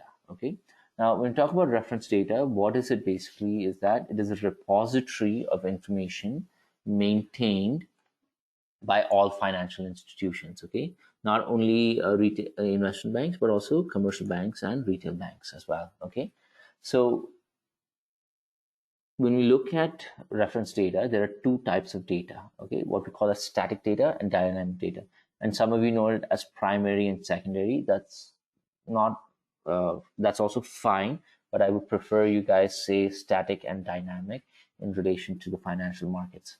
So when we talk about static, it's that what that means is that the information, okay, does not change often.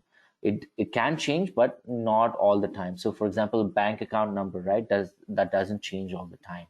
So that's just static data.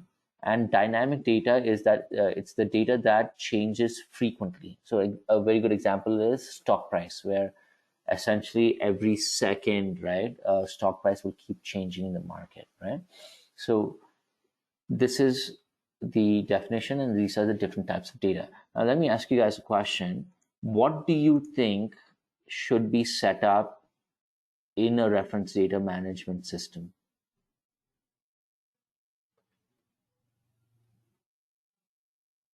What do you think? So So now basically, after this, at every step we have to verify whether we have means inducted a good customer or not. So transaction monitoring must be there, transaction reporting must be there, so that risk again, reporting must be there. Piyush, 1 second. So you again, it's not. I'm not saying that's correct in a certain way, but when you talk about transaction reporting, transaction monitoring, right? That will not happen in the reference data management team. That again actually falls back within the AML KYC world, depending on the company. Or also, there are separate teams that do monitoring, maybe the risk management team, etc. So here, what I'm trying to get at is that now, let's say you have, let's say Piyush, that where do you work, Piyush? I think ICICI or HDFC. I forgot. Yes, ICICI Bank. Okay, ICICI Bank. Now, let's say that I open an account with you, right? Now, from your perspective, your job is to just fill up my details and send it to your backend team. Now, what is your backend team going to do? Right? They need to create an account number for me, right? They need to link that account number to my name. They need to issue a debit card, and that debit card should be linked to an account and my name, a PIN number, internet banking. So that is what your backend team is doing, and that's your data management team. Otherwise, in what we call as investment in an investment bank, right? So now, what are the kind of data setups that you're going to do? Is that first one? It will be instruments, okay?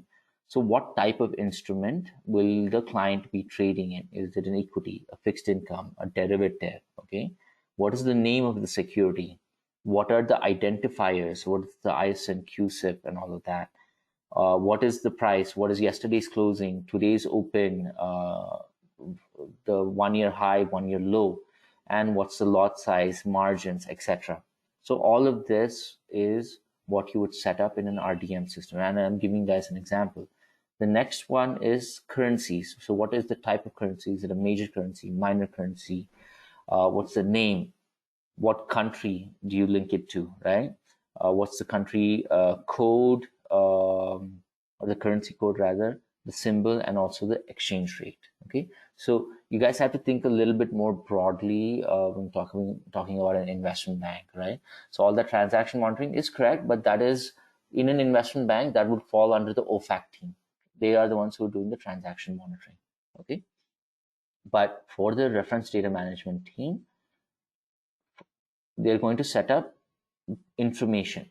Okay, so they're going to set up static data, and dynamic data will keep getting automatically loaded. Okay, so first one you set up is instruments, and the second one will be currencies. Yeah, so Preeti, we'll talk about identifiers in a bit in the next half of class. Okay, so ISIN, QSIP, and all is a way to identify securities in the market. Okay, so we'll talk about that. Okay, so quickly write this down and let me know when you're done.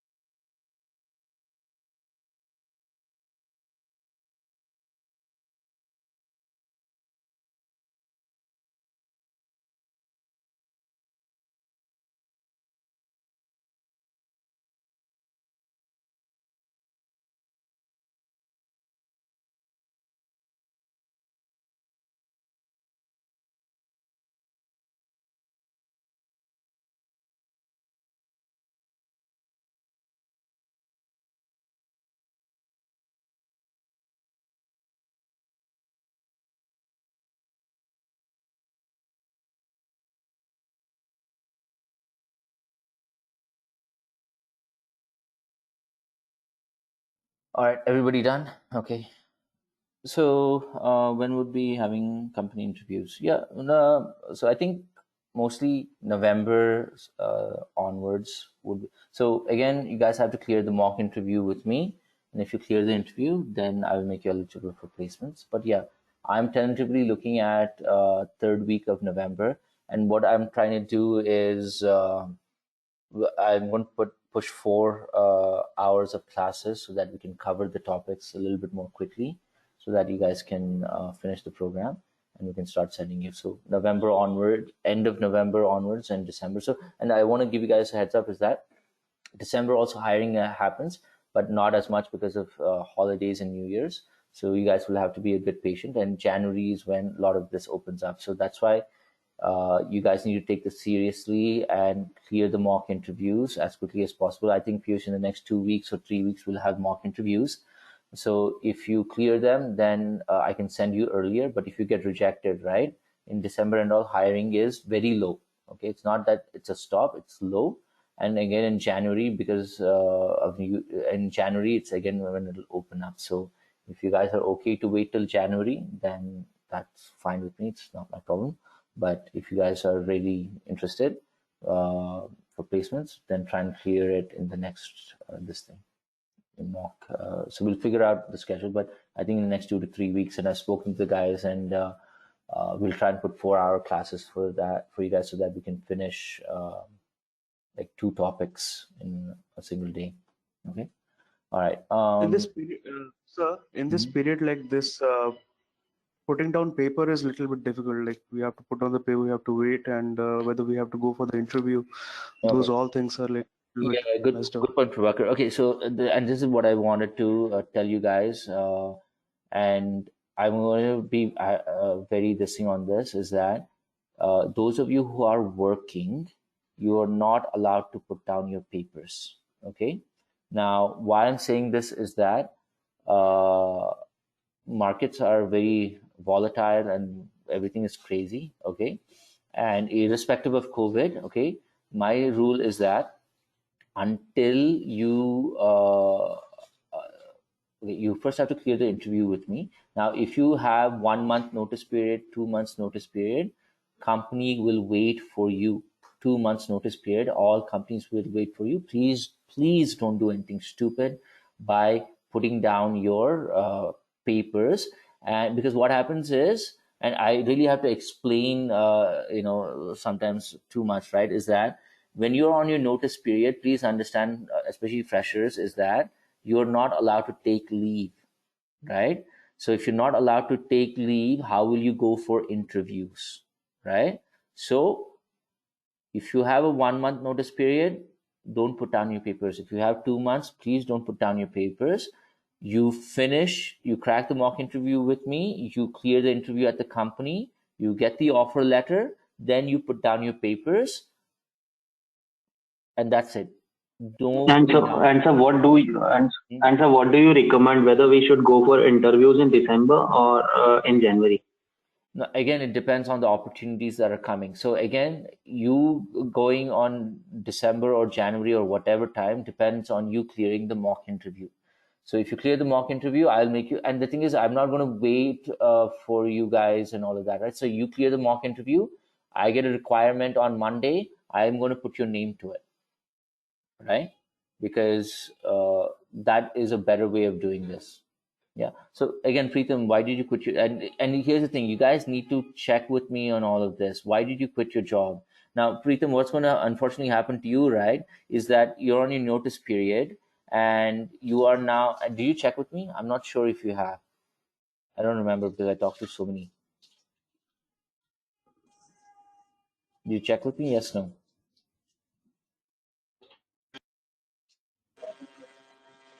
Yes, sir. You did? Hello. Yeah, Preetham. Did you check with me whether you can put down your papers or not? No, no, sir. Why?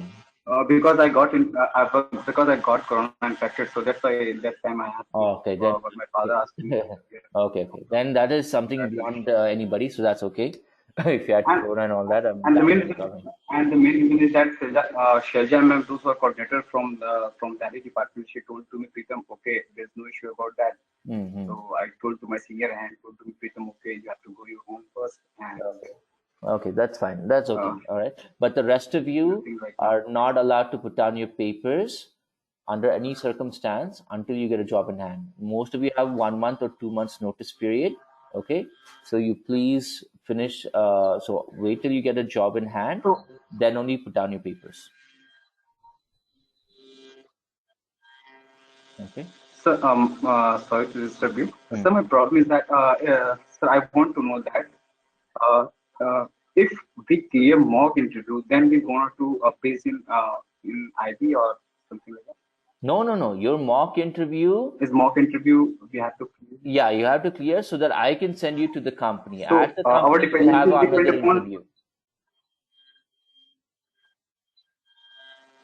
Okay. See, So first we have to clear your interview, sir. yeah, Your see, mock you session. got, Then you got to thereafter understand that if you can crack an interview with me, then you will do really well in the company okay. interviews. So it's not, see, and it's not that if you crack an Okay. interview with me, you get an automatic Okay. job in IB. No. Rather, No. I send That's you that's to that's the, what I'm asking you. yeah, so I send you to the interview and you have to crack the interview there. Okay? Hello. Okay, cool. Hello. Yeah. Okay, guys. Again, Hello. we're going. I'm sorry. I'm going to stop here because I'm tired of answering these same questions every class. Okay, it's really annoying, and I'm not able to finish my topics. Okay, Sorry, sir. no more questions. Anything Sorry, sir. regarding this, you Sir, have to I always want to email ask me. about the homework, sir. Okay, 1 second. Hello. Yeah, hold on, Nikhil. Wait. So, guys, I want to clarify one thing. I don't mind, but this is really getting out of hand. It's the same damn questions you guys ask every week. My answer has not changed.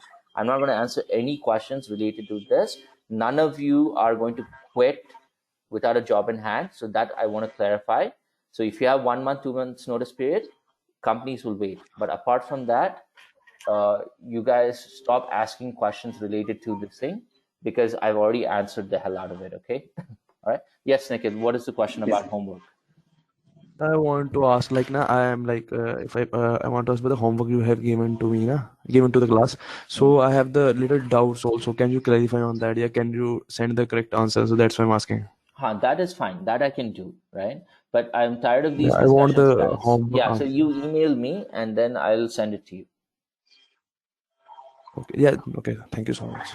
So guys, see, I'm okay with a lot of the questions, but from the day when I started taking your class, right, it's always been not related to the topic, but about what you're going to do and all that.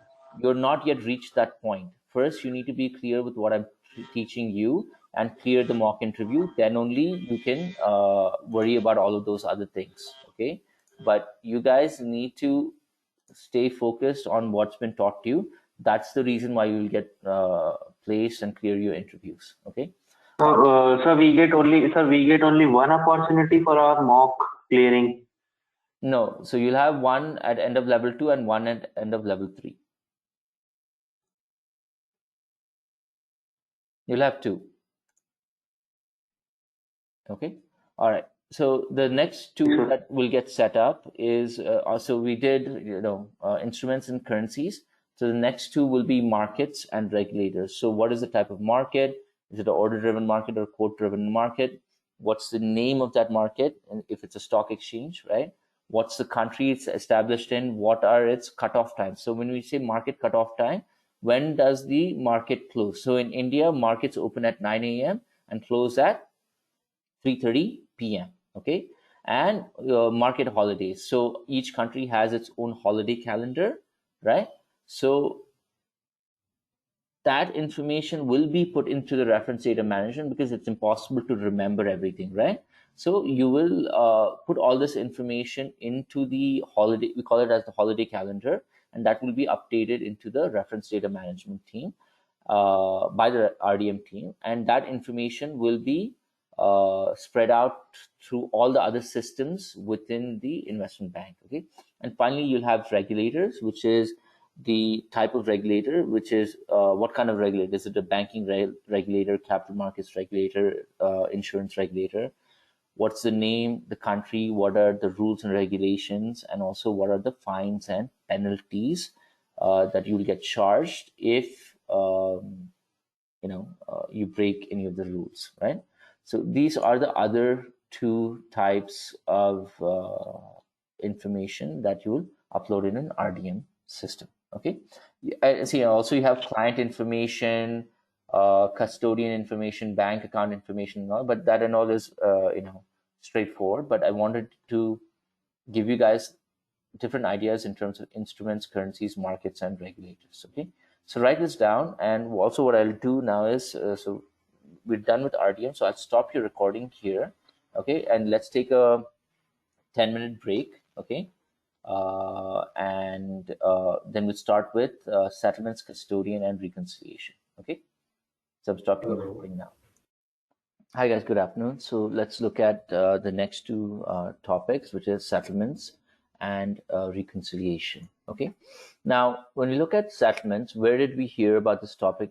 When did we come across this term? Was that it is the second to last step in the trade life cycle. Now, when we talk about settlements, what does it mean? Is essentially the transaction that the client and broker have entered into will be finally settled with each other, okay, with the client and with the broker.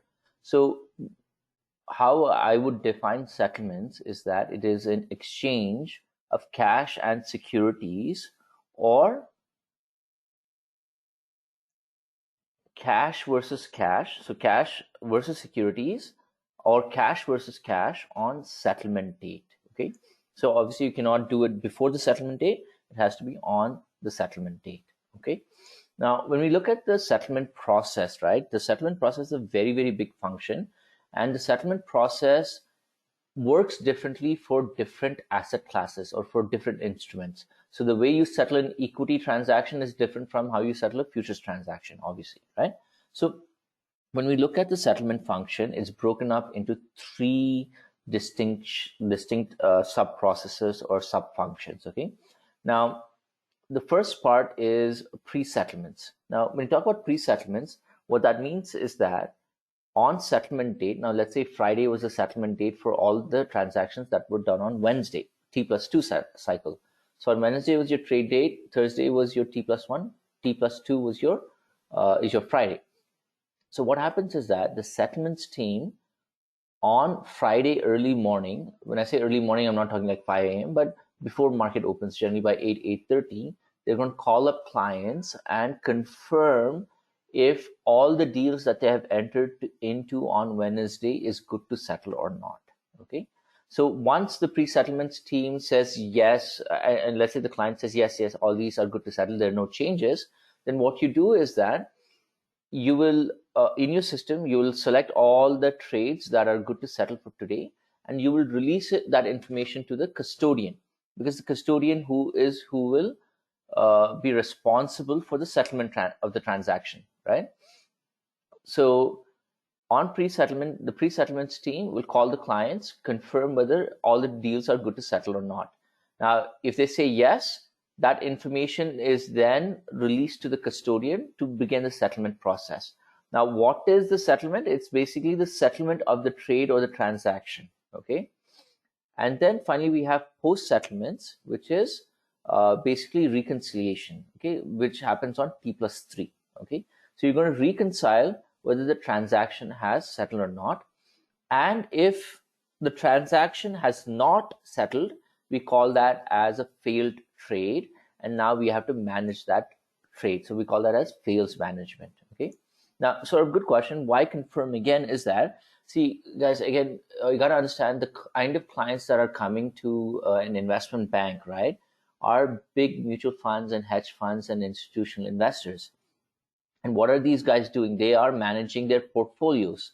Now, on during trade confirmation, when they've confirmed the trade, right, saying that, okay, settle this into my account, what if there is, the risk in that portfolio goes up because they're not buying one share or 10 shares, they're buying millions of shares. So when they look at it the next day, they might see that, the risk tolerance has gone up and their portfolio risk has probably increased, or then they see that, okay, you know what, it doesn't make sense to put the stocks in this portfolio, we'll move it into another portfolio. So that is why you recheck if there's any changes or not. Now, how often does this happen? Not very often. I'd say, like, let's say in a month, it might happen 2 days or 3 days, because most of the time the clients are good to settle on those accounts. But what you're basically doing, right? Let me put it this way. So when the Amazon delivery guy, I think nowadays they kind of stop, but before, the Amazon delivery guy, when they call you, right, before they deliver the product, what are they doing? They're checking to make sure that you're home, right?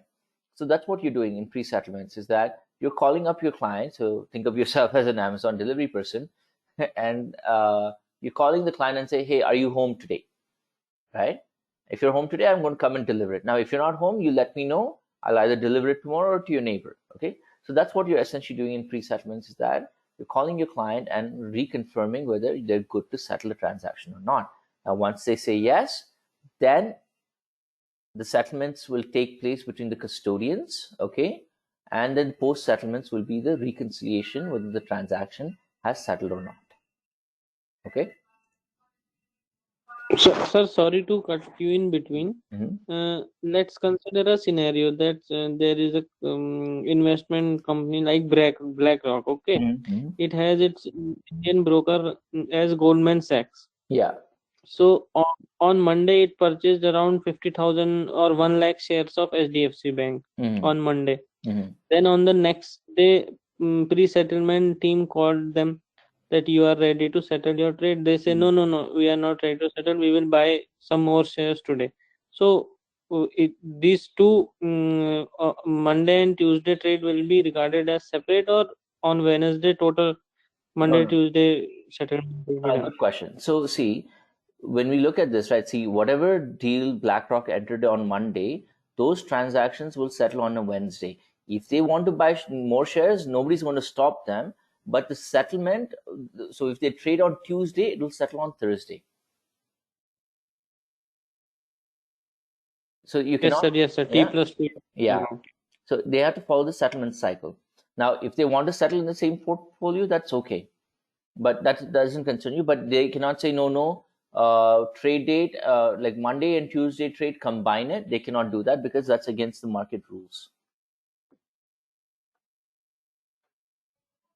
Okay, thank you, sir. Sure. Okay. Quickly write this down. Let me know when you're done. Okay. Quickly write this down.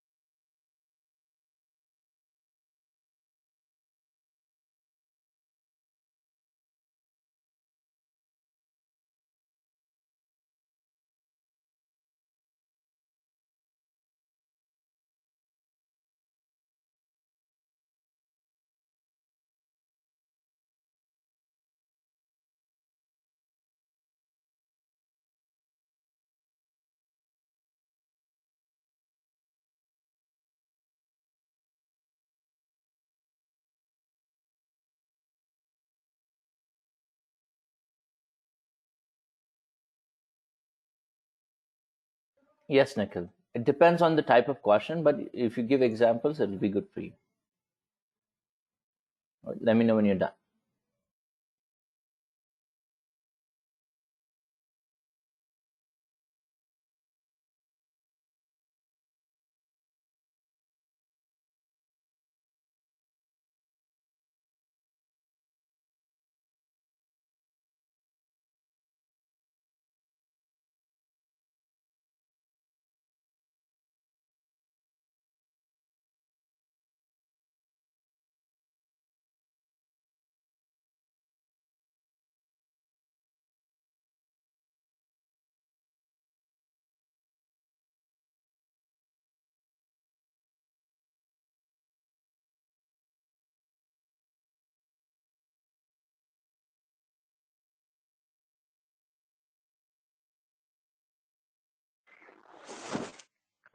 Sir, one more question I would like to ask. Again, let's consider BlackRock. Sir, BlackRock is such a Sorry, big I was away. investment company. Sorry, Watson. Say that again. I was away. Yeah. Doorway. Again, sir, scenario-based question. Let's consider BlackRock, na, sir? It's a big investment conglomerate, we can say. Yeah. So why do it choose any investment bank as its broker to access Indian or any market? Why doesn't it buy shares on their own? Because they are losing so much in commissions on a, I can say, daily or monthly basis. Yeah. So see, the thing with that is one is the regulatory framework. Okay, is that investors cannot go directly into the market, and it's the broker who has to give them that connectivity to the exchange. Okay. Now, other things, see, so basically, right, if you talk about BlackRock, they will go to a broker. And here's the thing, the broker, right, will have maybe the advanced technologies to execute a deal really well, right? And BlackRock, because it's an investment firm, right, they have not invested in the technology. They're doing mostly research, right?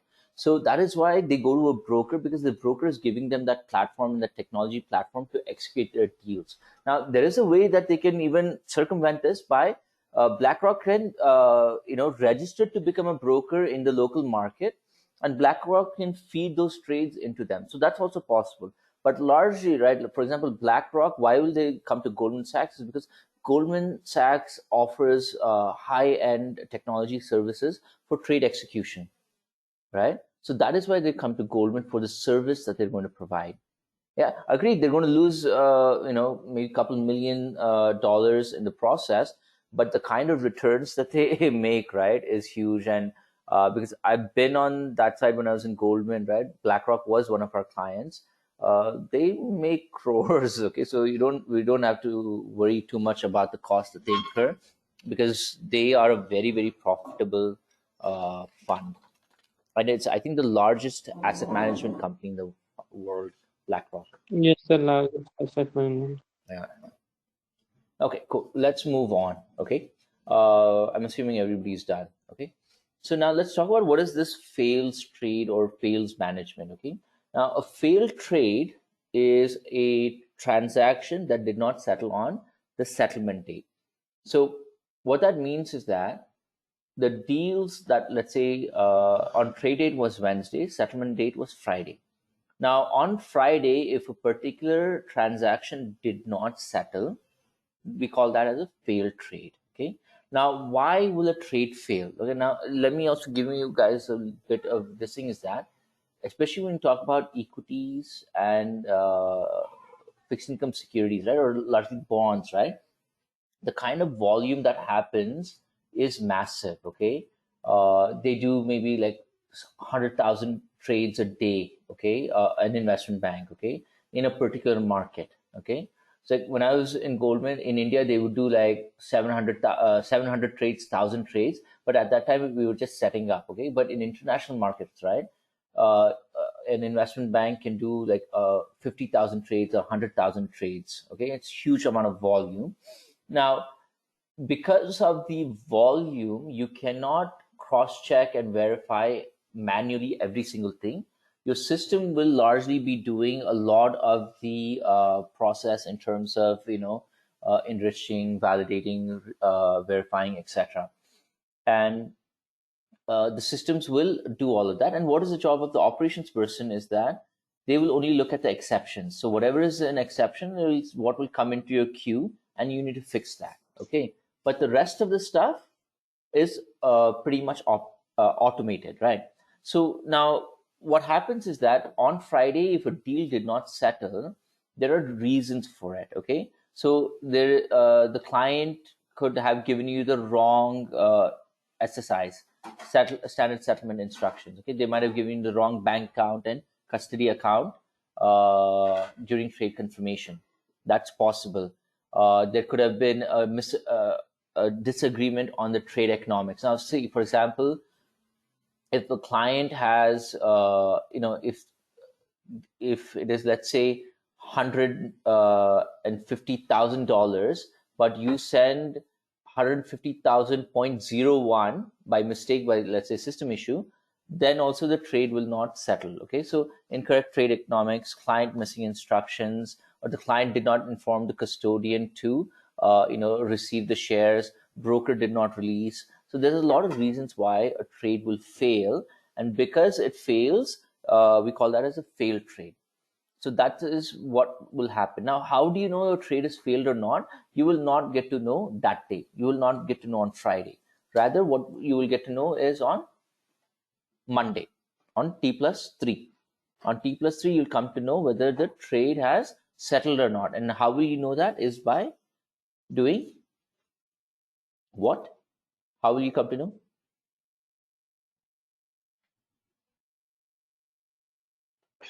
Reconciliation. Yeah, obviously by reconciliation. So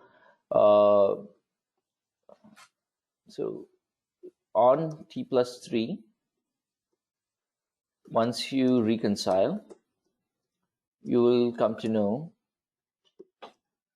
if the trade has settled or not. Okay, so that's the idea with fails management. Okay, and again, I'll give you guys a simple example here is that if the Amazon delivery guy or the Flipkart guy tries to deliver product to you when you're not home, what happens? Obviously, he cannot deliver it. And you get that message, right? Failed to deliver the product today because you were not home, right? You failed to deliver the product, or we failed to deliver the product because you're not home. So that's the same thing as saying when we talk about capital markets is that in case client has the wrong information or broker has the wrong information or even custodian has the wrong information, the trade will fail. Okay, so from an interviewing perspective, if they ask you why do you think trades will fail in the market, your answer has to be yes. Now you have to say, sir, obviously I don't know the practicality of it, but the theory part that I know is because client might have given the wrong SSIs or the incorrect trade economics, missing instructions, etc. And this is the reason why you will get hired. Okay, is this clear with everyone? Okay. Take a minute, write this down. Let me know when you're done. Hello. Preeti, go ahead. Hello. Yeah, go ahead. Okay, so I have a question here. So a trade cannot like it can fail due to two reasons. Either it is a client's mistake or it is a IB's mistake, like the management mistake. Yeah, So not management. I guess Operations mistake. yeah, operations mistake. So if the trade is fail because there is operation mistake, then like there is no role a client can play in this. So what is their fault and what will happen to the trade once it is failed? Okay, so no, it's not. There's nobody's fault as such. It's basically there is incorrect information one or the other party has. Now, if the client has wrong information, when you do your reconciliation on T+3, you will go back to the client and say, hey, we didn't settle this trade. What is the reason? Because I checked with my custodian, we were good to settle. Now the client will check with their back office team or with their outsourcing team or with their custodian to find out why the trade didn't settle. Now, if they had the wrong information, they will change the information on their side so that it will settle on T+4. Now, one thing is that even if the trade fails, it does not mean that the trade is cancelled. You don't cancel a trade. It's like this, right? Amazon guy is trying to deliver the product, but you're not home. So that doesn't mean you go and cancel the order on Amazon, right? Okay. Yeah. So that's so client is involved. Everybody's involved to ensure that the trade is settled. Okay, so by the end they try to rectify the problem, whatever is happening due to which the trade is failed, and then they again do it on T+4 date. Yeah. And I have seen trades fail for 6 months, 1 year, 2 years also. Okay, that's pretty huge, I guess. Yeah. Okay, thank you. Sure. All right. So Abbas, when you talk about order didn't match, that would be at trade execution level, right? So at trade execution level, it will be matched, then only it'll come down to you, right? So here it's more of a discrepancy in terms of the wrong information being shared with the client and broker. Okay. Yeah. So yeah, sir. 1 year and all that I have seen. Basically, people have quit the company and they haven't booked the trade, and other people don't want to take the risk of it and all of that. So there's a lot of reasons, but it doesn't happen too often. Okay. Finish writing. Let me know when you're done.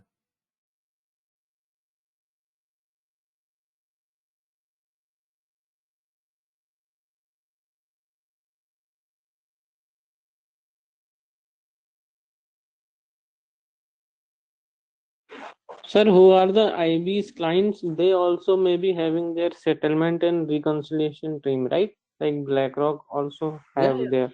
Yeah. In Gurgaon, you have BlackRock there, right? In Delhi, Gurgaon, you have BlackRock, right? They are the major settlements team there.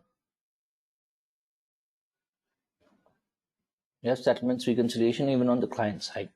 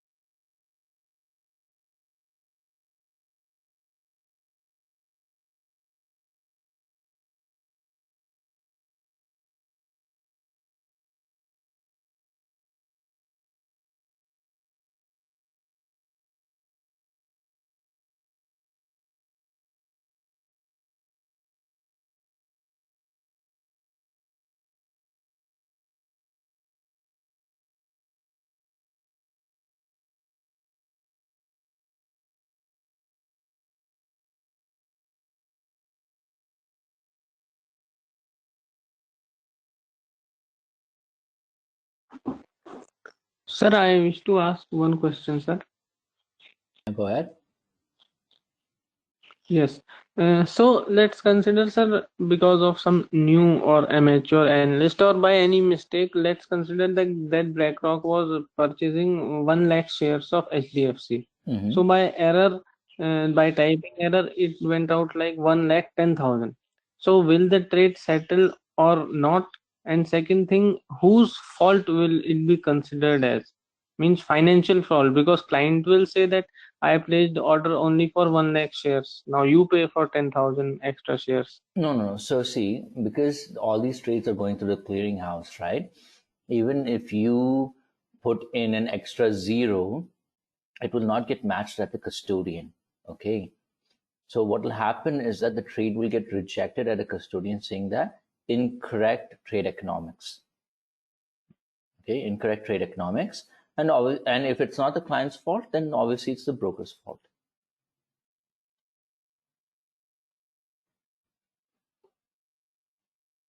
Okay, sir.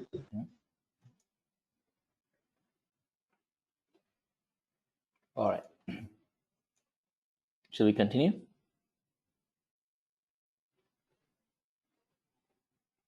Yes, sir, done. Okay. All right. So now let's look at some technical terms that we use for security settlements. Okay. So the first two are called DVP and RVP. All right. So in DVP, it means delivery versus payment. and that's for sell trades. And RVP means receipt versus payment, and that's for buy trades. Okay. Now, when you talk about DVP and RVP, right, you are moving both the cash and securities at the same time. Okay. So so let's say I'm buy side and you're sell side. So I will instruct my custodian saying that, okay, receive the shares and release the cash. Okay. And on your side, your custodian is going to say, release shares, receive cash. So that is what we call as DVP and RVP. It happens at the same time. So the custodians will do the custodians made an account with each other. So State Street will transfer and Northern Trust will transfer. Okay. Now the next one is called as free of payment. Now in free of payment, what that means is that the security will settle first. Okay. So if it's a buy trade, right, you will give me the security first, but I will pay you the cash by end of the day. Okay. Now these are largely decisions that the client will take at a front office level of how they want to settle the transaction, either DVP, RVP, or FOP. Okay. All right. Write this down. Let me know when you're done.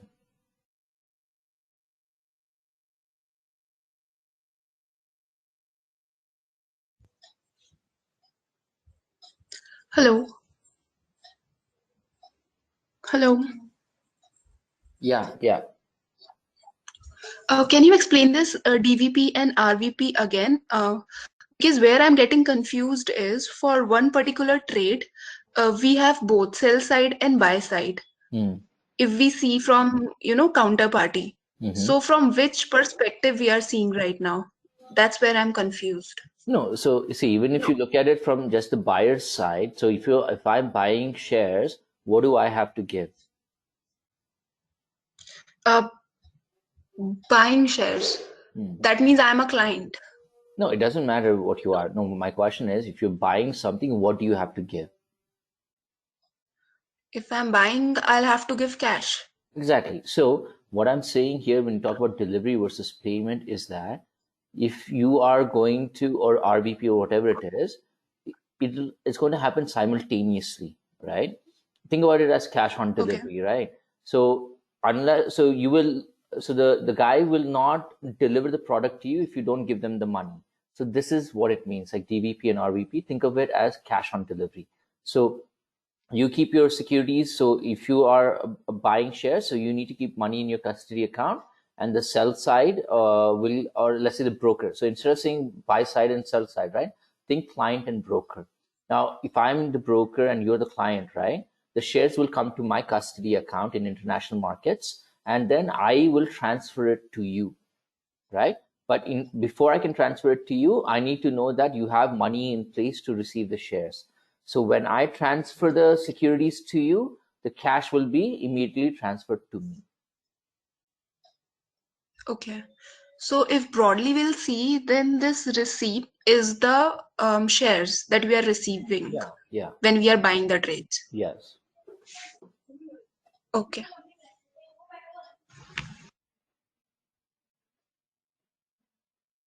So just a quick question. So delivery versus payment is nothing but if I'm selling a particular trade or a security, I will deliver it and you give me the payment simultaneously. Exactly. And receipt versus payment is I am buying it, you give me the receipt, and it's nothing but it's all done. It's just the way that you're processing your transaction, right? That's what you're trying to say. Yeah. Okay. So Anupam, why would a client go for FOP settlement? Basically, it's again a strategy, right? So if they've entered into multiple deals for the same security, so they don't want to maybe pay for it. So what that means is that they will take delivery of the product of the securities, deliver it to some other client. Their client will pay them, and then they in turn will pay me in the investment bank, right? So that's why they would do FOP, but it's more of a strategy that they use.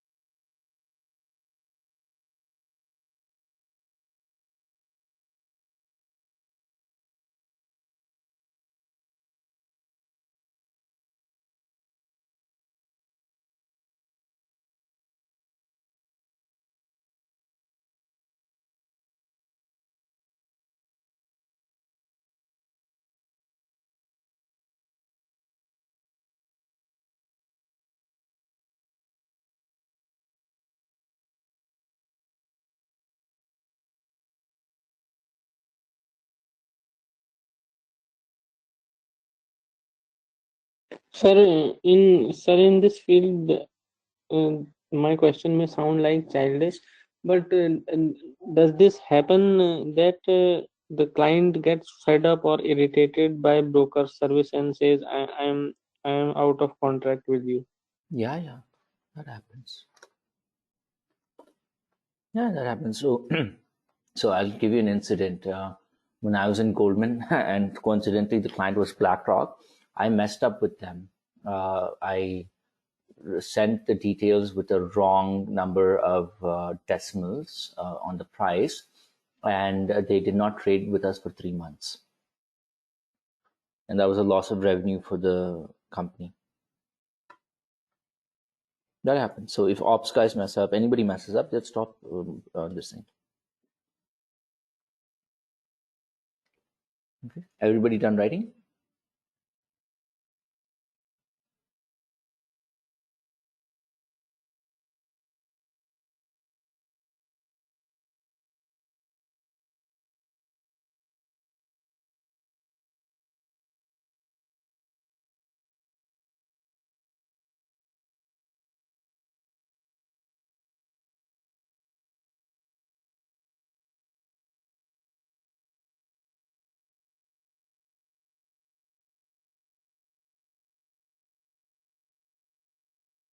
Okay, so now let's look at the identifiers for securities. Okay, now there are a lot of companies that are listed on the stock exchange all across the world.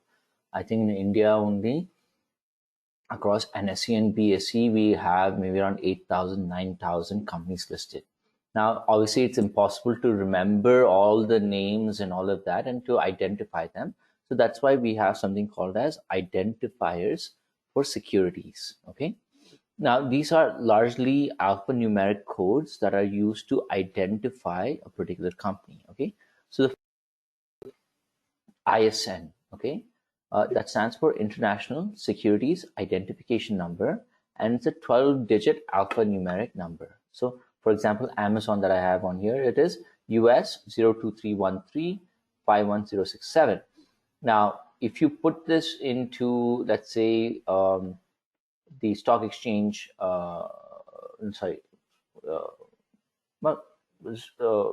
New York Stock Exchange website, right? It'll give you all the details related to Amazon. Yeah. So that is one. So ISIN is very popular in the Asian markets. Okay, we use this quite extensively, but it's also used all around the world as well. Next one is what we call as QCIP. Okay, QCIP, and that stands for Committee for Uniform Securities Identification Process. Okay, and it's a 9-digit number. Okay, and if you guys notice, right, it's very, very similar to the ISIN code. Okay, now QCIP is largely popular in the US markets. Okay, the next one that we have is CDOL. CDOL. Okay, it stands for Stock Exchange Daily Official List, and this is 7-digit number. Okay, and this CDOL is very popular in the in UK and some of the European markets. Okay, next one is called symbol and ticker, and this actually you see mostly on TV, on CNBC and all of that, where INFYI, INFI, FB, Facebook, MSFT, Microsoft, APPL, Apple, right? So this is the symbol or the ticker that identifies a particular company. The last one that we have is a RIC code. Okay, RIC code, which stands for Reuters Instrument Code. Okay, and that's also pretty straightforward. It's close to the script code that we have here in India in terms of NSE and BSE. So it has the name of the company, AMZN, Amazon.OQ. Right, so that's a RIC code. Now, why is this important? Is that when a front office person or when a client wants to buy shares, right, they cannot say buy company ABC. Now, what if company ABC has 2-3 different listings, right? So even at a front office level, the client also has to say, I want you to buy this specific thing, right? And that is what the trader will use to execute the deal in the market. Okay, to execute the deal in the market. Now, on the flip side, and from an operations perspective, right, and please understand, there's more than 50,000, 100,000 listed companies in the world. Your job is not to memorize them. I actually had a student who was sitting and memorizing ISIN codes for some reason, like things that are absolutely not required. People are doing it. And they were planning to memorize 100,000 ISIN codes. I mean, they might get the Guinness Book of World Records, but definitely they will not get a job. Okay. But what I'm trying to say here is that you need to understand what I'm trying to say here is that there are different ways to identify a security in the market apart from the name. So generally, as retail investors will say, hey, buy Infosys, buy Reliance, buy this, buy that. That is correct. That's fine. But when you talk about institutional investing and at investment banks, because you have to be very clear with your communication, clients, brokers, ops teams, everybody will use one of these 5 codes, okay? ISIN, CUSIP, CIDOL, symbol ticker, or a RIC code, which specifically will identify that company, okay? And there are companies which have multiple listings, so you have to make sure that you are choosing the right one, okay? So these are the 5, okay? Is this clear with So, everyone? sir, Yeah, Nikhil, go sir, ahead. I had a question. Like, so, sir, like, one company has multiple subsidies also. Yeah. So, if there is a RIC code is like available for the specific like, I want to buy these subsidy shares and all. Yeah. See, for example, Tata, right? See, Tata Motors, Yeah. Tata Tea, all that. So they all have this separate ISIN code, separate QSIP, separate CDOL, separate symbols, Okay. separate RIC. Everything will be separate. So from 5, everything is needed or one is needed? Like just one is needed. One is needed. Okay. Okay, finish writing this and let me know when you're done. Sir, what is this Reuters in Swift code? You also talked about Reuters, and Reuters is into some media company also. It is some corporation. No. So see, Reuters. So you guys would have known. Name of the company is Thomson Reuters. So Thomson Reuters is one of the biggest information providers for the financial market. So there's Bloomberg, and then there is Thomson Reuters. These two are the biggest information providers for the financial markets. So you also have a Bloomberg code and Reuters code, all of that. So this is just another way to identify a security in the market.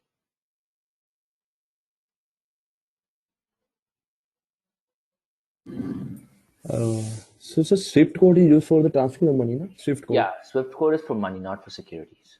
In the retail banking, it is used, right? Not only in India, we use only if you're doing foreign remittances, then you will use Swift. But internally, you will use RTGS and NEFT. But when you work in an investment bank, you will use Swift codes. Okay, sir. Okay. Sir, so, what is Bloomberg terminal? Sir, it is very famous. It is used by number of companies throughout world. So that's what I was saying was that Bloomberg and Thomson Reuters are service providers, information service providers for the financial markets. So they are the ones who are responsible for gathering all the data in the exchange market and OTC market and selling this data to investment banks on a daily basis so that they can update the RDM system.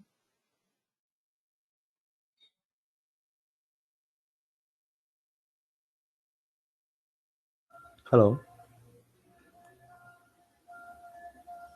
Hello. Yeah, Nikhil. So, sir, in the handbooks that we got, na, so there is a lot given about the SD, SEDOL, everything. So we have to go through all that stuff. Yeah. So it's like. Yeah.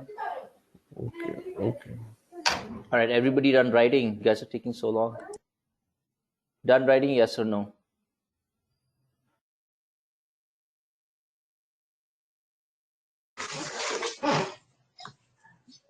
Hello. Yeah. Hello. I have a question here. So, if we talk specifically where they are used, so you have told that ISIN is used in Asian market and CUSIP is used in like all over the world, widely. And about RIC code, you are telling that it is used by the operation people. So, like No, where that's this not. CDOL and symbol is used, like maybe symbol is used in news and somewhere. Where is this CDOL used? No, that's not what I'm saying, Preeti. What I'm saying is that Okay. in terms of their popularity, ISN is largely used in the Asian markets, but it is also used in UK, US, European, Australian, and everywhere else. Okay. QSIP is largely coming from the US, but it is also used in other parts of the world. And so is with CDOL, because largely there was no standardization in the securities identifiers for securities. So each country developed its own. But later on, because of technology, everything is integrated to everything. And it's not that the RIP code is used by operations. No, operations generally will use more of ISN code. But you guys just need to understand what are the different identifiers for securities. Okay, so why so many like diversified identifiers? I mean, there could have been only one to ease the process, maybe. Yeah, but Preeti, I just gave you the answer. This is because, like, when they were creating all this, technology wasn't really that great, and there was no integration of that. So each country developed its own. Okay. Okay. Okay, got it. Thank you.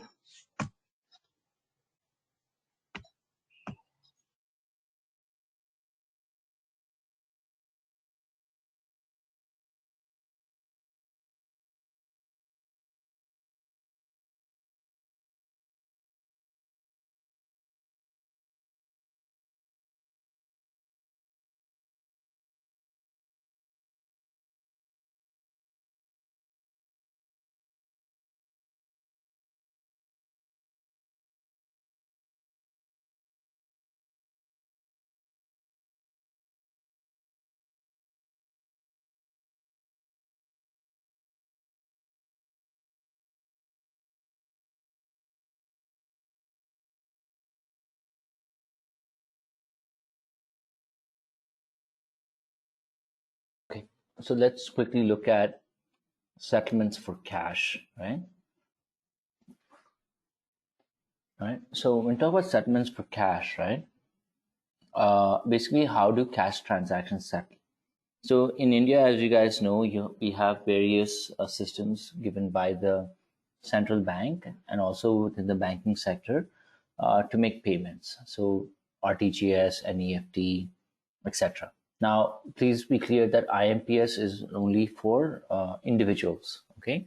But when you're making large transactions, you have to use NEFT and RTGS. Now, the same kind of systems exist all around the world. So in the US, they call this as the FedWire system. So it's for US dollar payments within the US. And you are going to use this for large transactions. You cannot cancel it, and it's real time. And it is managed by the central bank, the Federal Reserve. Next is CHIPS, which stands for Clearinghouse Interbank Payment System. Okay. It is again for USD payments, but for small transactions outside of the US. And then the last two is CHAPS, which is Clearinghouse Automated Payment System. And this is for Euro and GBP payments. And Target 2 is Trans-European Automated Real-Time Gross Express Transfer. And this happens across the European Union or the European mainland. Okay, so these are what kind of systems that are used to settle cash transaction in those countries. Okay, so write this down. I mean, it's pretty straightforward. It's just the technology infrastructure. FedWire, CHIPS, CHAPS, and Target 2.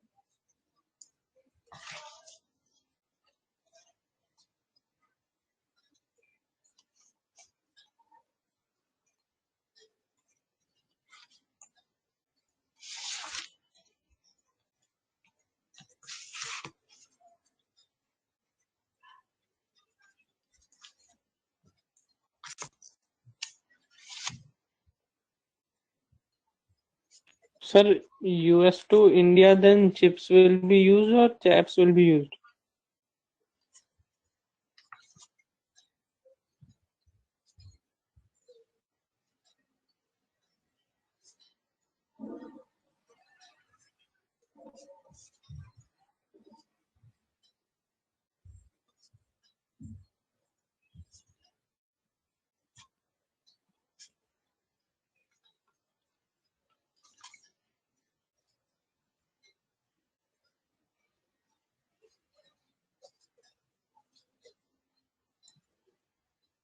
Everyone done writing?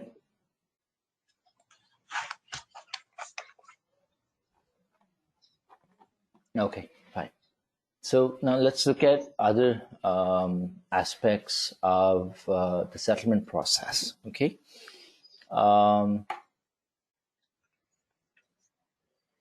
Okay. So when we spoke about in financial system, we said that in quote-driven market, right, settlement is not guaranteed. Now,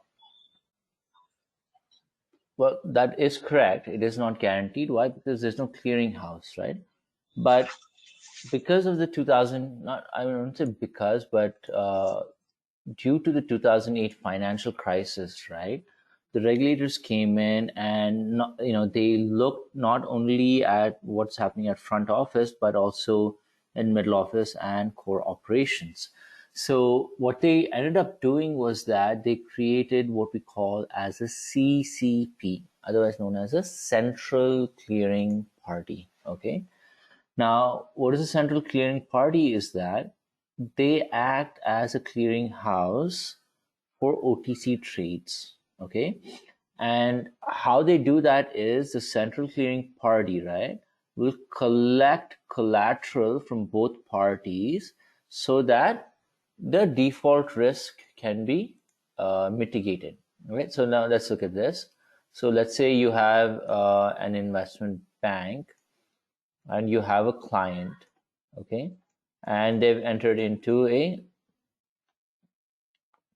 OTC contract, right, some OTC deal. Now, what used to happen before, right, is the client will have to give the collateral to the investment bank, right? Now, which made sense for a long time because a lot of the investment banks, right, they've been around for 100, 150 years. So the probability of them defaulting it was low. It wouldn't really happen, right? But when the 2008 financial crisis hit, right, 2008 financial crisis hit, and Lehman Brothers, right, Lehman Brothers, when they went bankrupt, it caused a huge shockwave in the financial markets because nobody thought, a company like Lehman would actually go bankrupt. Okay. So now the idea here is that the investment bank and client can enter into an OTC deal, no problem. But how do you mitigate default risk is that both parties, okay, CCP, both parties will deposit collateral. Okay, now what will be the collateral? It can be cash, okay, and or securities. Okay, cash and or securities, but no gold and real estate and all of that, but because they're harder to transfer, right? But this is what will be given as the collateral. Now, what will be the eventual goal of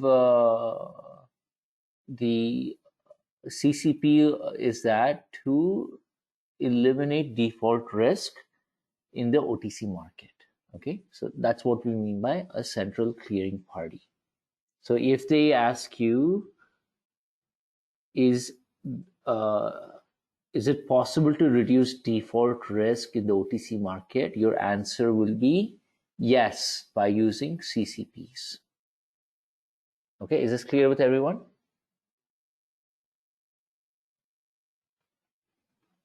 Okay, write this down quickly and then we'll move on.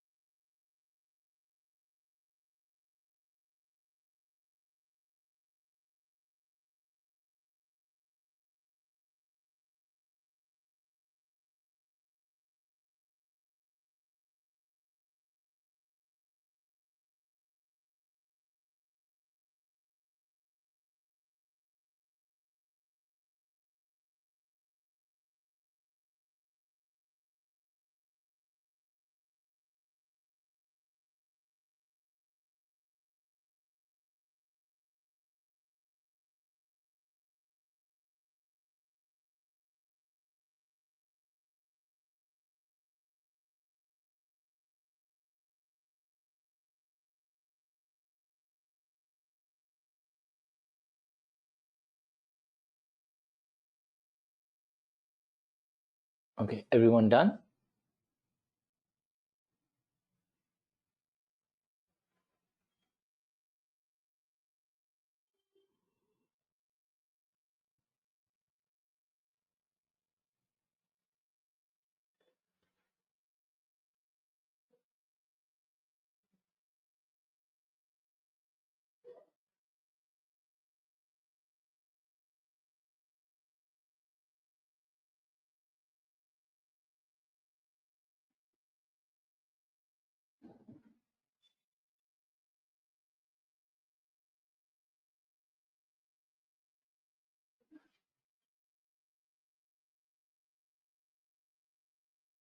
That's done? Okay, cool. All right. Now let's move on to reconciliation. Okay. Now, so reconciliation obviously is the last step in the trade life cycle, but you guys have to understand that every step is equally important, and there is no step that is greater than or less than any other step. Okay. Do you guys understand that?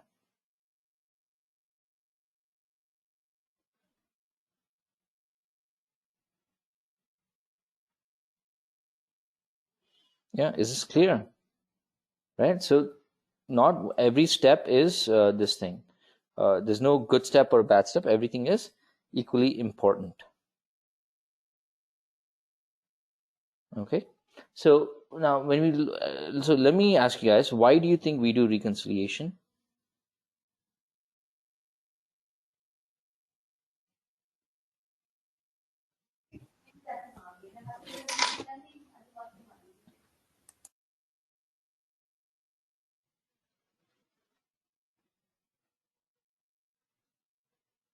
Any idea? Okay. So when you look at reconciliation, To know regarding the final settlement and the final auditing process, we do reconciliation. Okay. All right. Anything else? For the profit and losses? No, profit and losses are already determined, right? See, when you're reconciling, you are basically what you're doing is you're going to check if there are any discrepancies. Right, Sunny, so you got it. Is that when you look at reconciliation, the reason is what you're doing is that to find out if there's any discrepancy between two sets of data. Okay? Between two sets of data is how you will do reconciliation. Okay. Now, when we talk about reconciliation, there are a lot of different types of reconciliation that happens in an investment bank on a daily basis. Now, a reconciliation will be in a middle office level reconciliation. There's also a back office reconciliation. There is a separate reconciliation team itself that will do the reconciliation for the entire company. Within the teams, there is also a reconciliation process. Okay, so there are a lot of different types of reconciliation, and all of it is important because you need to find out if something has happened or not, right? Now, so if we talk about, let's say, cash reconciliation, right? So you're going to compare your statement with ledger. Yeah, your statement is your bank entries and your ledger is your book entries, right? So you need to compare to make sure whether a deal has settled or not. Now, what happens, right, in like in real life, hang on. So for example, see, we had the initiation, execution, and capture, right, in front office. And when you do reconciliation, right, in some of the companies, once you reconcile, right, the system will feed back into trade capture step, the RMS, and say deal is completed, right? So that is why reconciliation is very, very important. Okay, because when you reconcile something is when you're saying that, hey, you know what, the transaction is completed. There's nothing else further to do. So that is why reconciliation is extremely important. Okay. And apart from that, and that's how we find out discrepancies, and that's how we find out if there are any mistakes. Okay. So now let's look at this. Now, when we look at reconciliation, there are three major ones that you guys need to know. Okay. So the first one is what we call as trade reconciliation. Now, in trade reconciliation, what you're going to do is you're going to reconcile the number of trades done on a given day. Now, the idea is simple. If in front office, there's 100 trades, in middle office also there should be 100, and also in core operations should be 100. Okay, so it cannot be that 101 here and 100 there. Okay, so this one trade could be be there for various reasons. What if it's a scam that somebody in front office is trying to do, or what if it's a system issue, or what? So there's a lot of reasons for it, right? So the idea is that when you do trade reconciliation, right, you're going to reconcile the number of trades. So if they've done 50,000 trades in the Spanish markets, you have to reconcile all 50,000 of it. Now, how do we, or what is the reconciliation is that you will do a front office to middle office reconciliation. You will also do a middle office to core operations reconciliation, and also you will do a front to back reconciliation. So you will do 3 sets of reconciliation, because you're going to be comparing 3. So you'll do front office versus middle office and back office, and front office versus back office. Okay. Now, largely why you do this is to detect any sort of fraud that might have happened at a front office level, or if there's some sort of system issue between front office and middle office, or middle office and back office, or between front and back office, right? So that is why you will do trade reconciliation, and you're reconciling only the number of trades. Next one is what we call as position reconciliation. Okay, now here you're going to reconcile only the securities. Now, when I say securities, it's both equity and fixed income, and how much is held with the custodian. Okay, so in position reconciliation, you're going to reconcile only the number of securities held in the custodian account. Now, with position reconciliation, why it's a very all of it is important, but in position reconciliation, right, once you reconcile the custodian's books, right, with your books, you actually have to send this report to front office. Okay, and what is front office going to do is, based on your report, they will actually do the trading for that day. So for example, if they see in the custodian account they have 10 million shares of, let's say, Apple, by chance, so what do they have to do? They'll call up their clients and say, hey, are you interested in buying some shares of Apple? Right? We think it's a good, this thing, it's undervalued, etc. They'll convince them. But position reconciliation is very, very important, because based on this report, the front office will take the trading decision for the day. Okay, and the last one is cash reconciliation. Okay, so when we talk about cash reconciliation, what we're basically doing is that we're reconciling all the incoming payments and outgoing payments that have happened in the Nostro account. Okay, now what does Nostro mean? It means that it's my account held in a foreign bank. So again, so I'll give you an example. So I'm here in India. Now let's say HDFC Bank wants to open an account with Citibank, New York. For HDFC Bank, that is a Nostro account. Okay, so my account held in a foreign bank. So HDFC Bank opens an account with Citibank, New York. That is a Nostro account for HDFC Bank. Okay, the next one we have is Vostro. Okay, so when we talk about Vostro, think of Citibank, New York opening an account with HDFC Bank.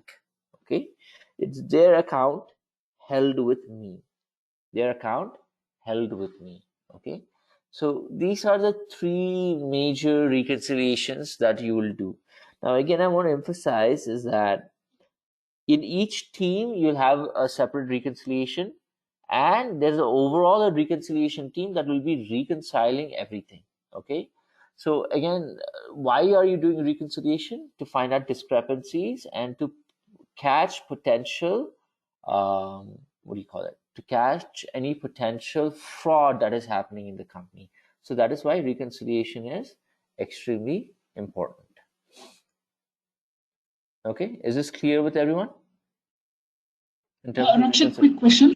Yeah. So Nostro account is nothing but my account when you say with a foreign bank. So I have an account with some US based whatever banks. So that kind of validation. And Vostro is that US bank having an account in my bank. That's what you're trying to say. Yeah. Okay.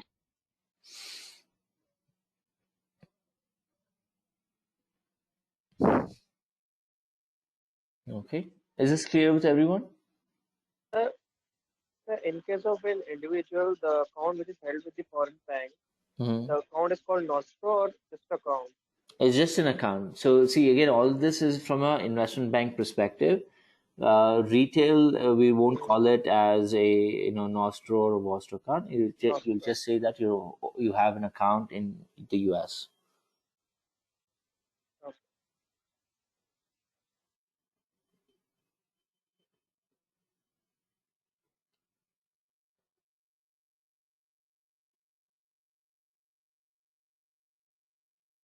All right. Okay. Let me stop your recording.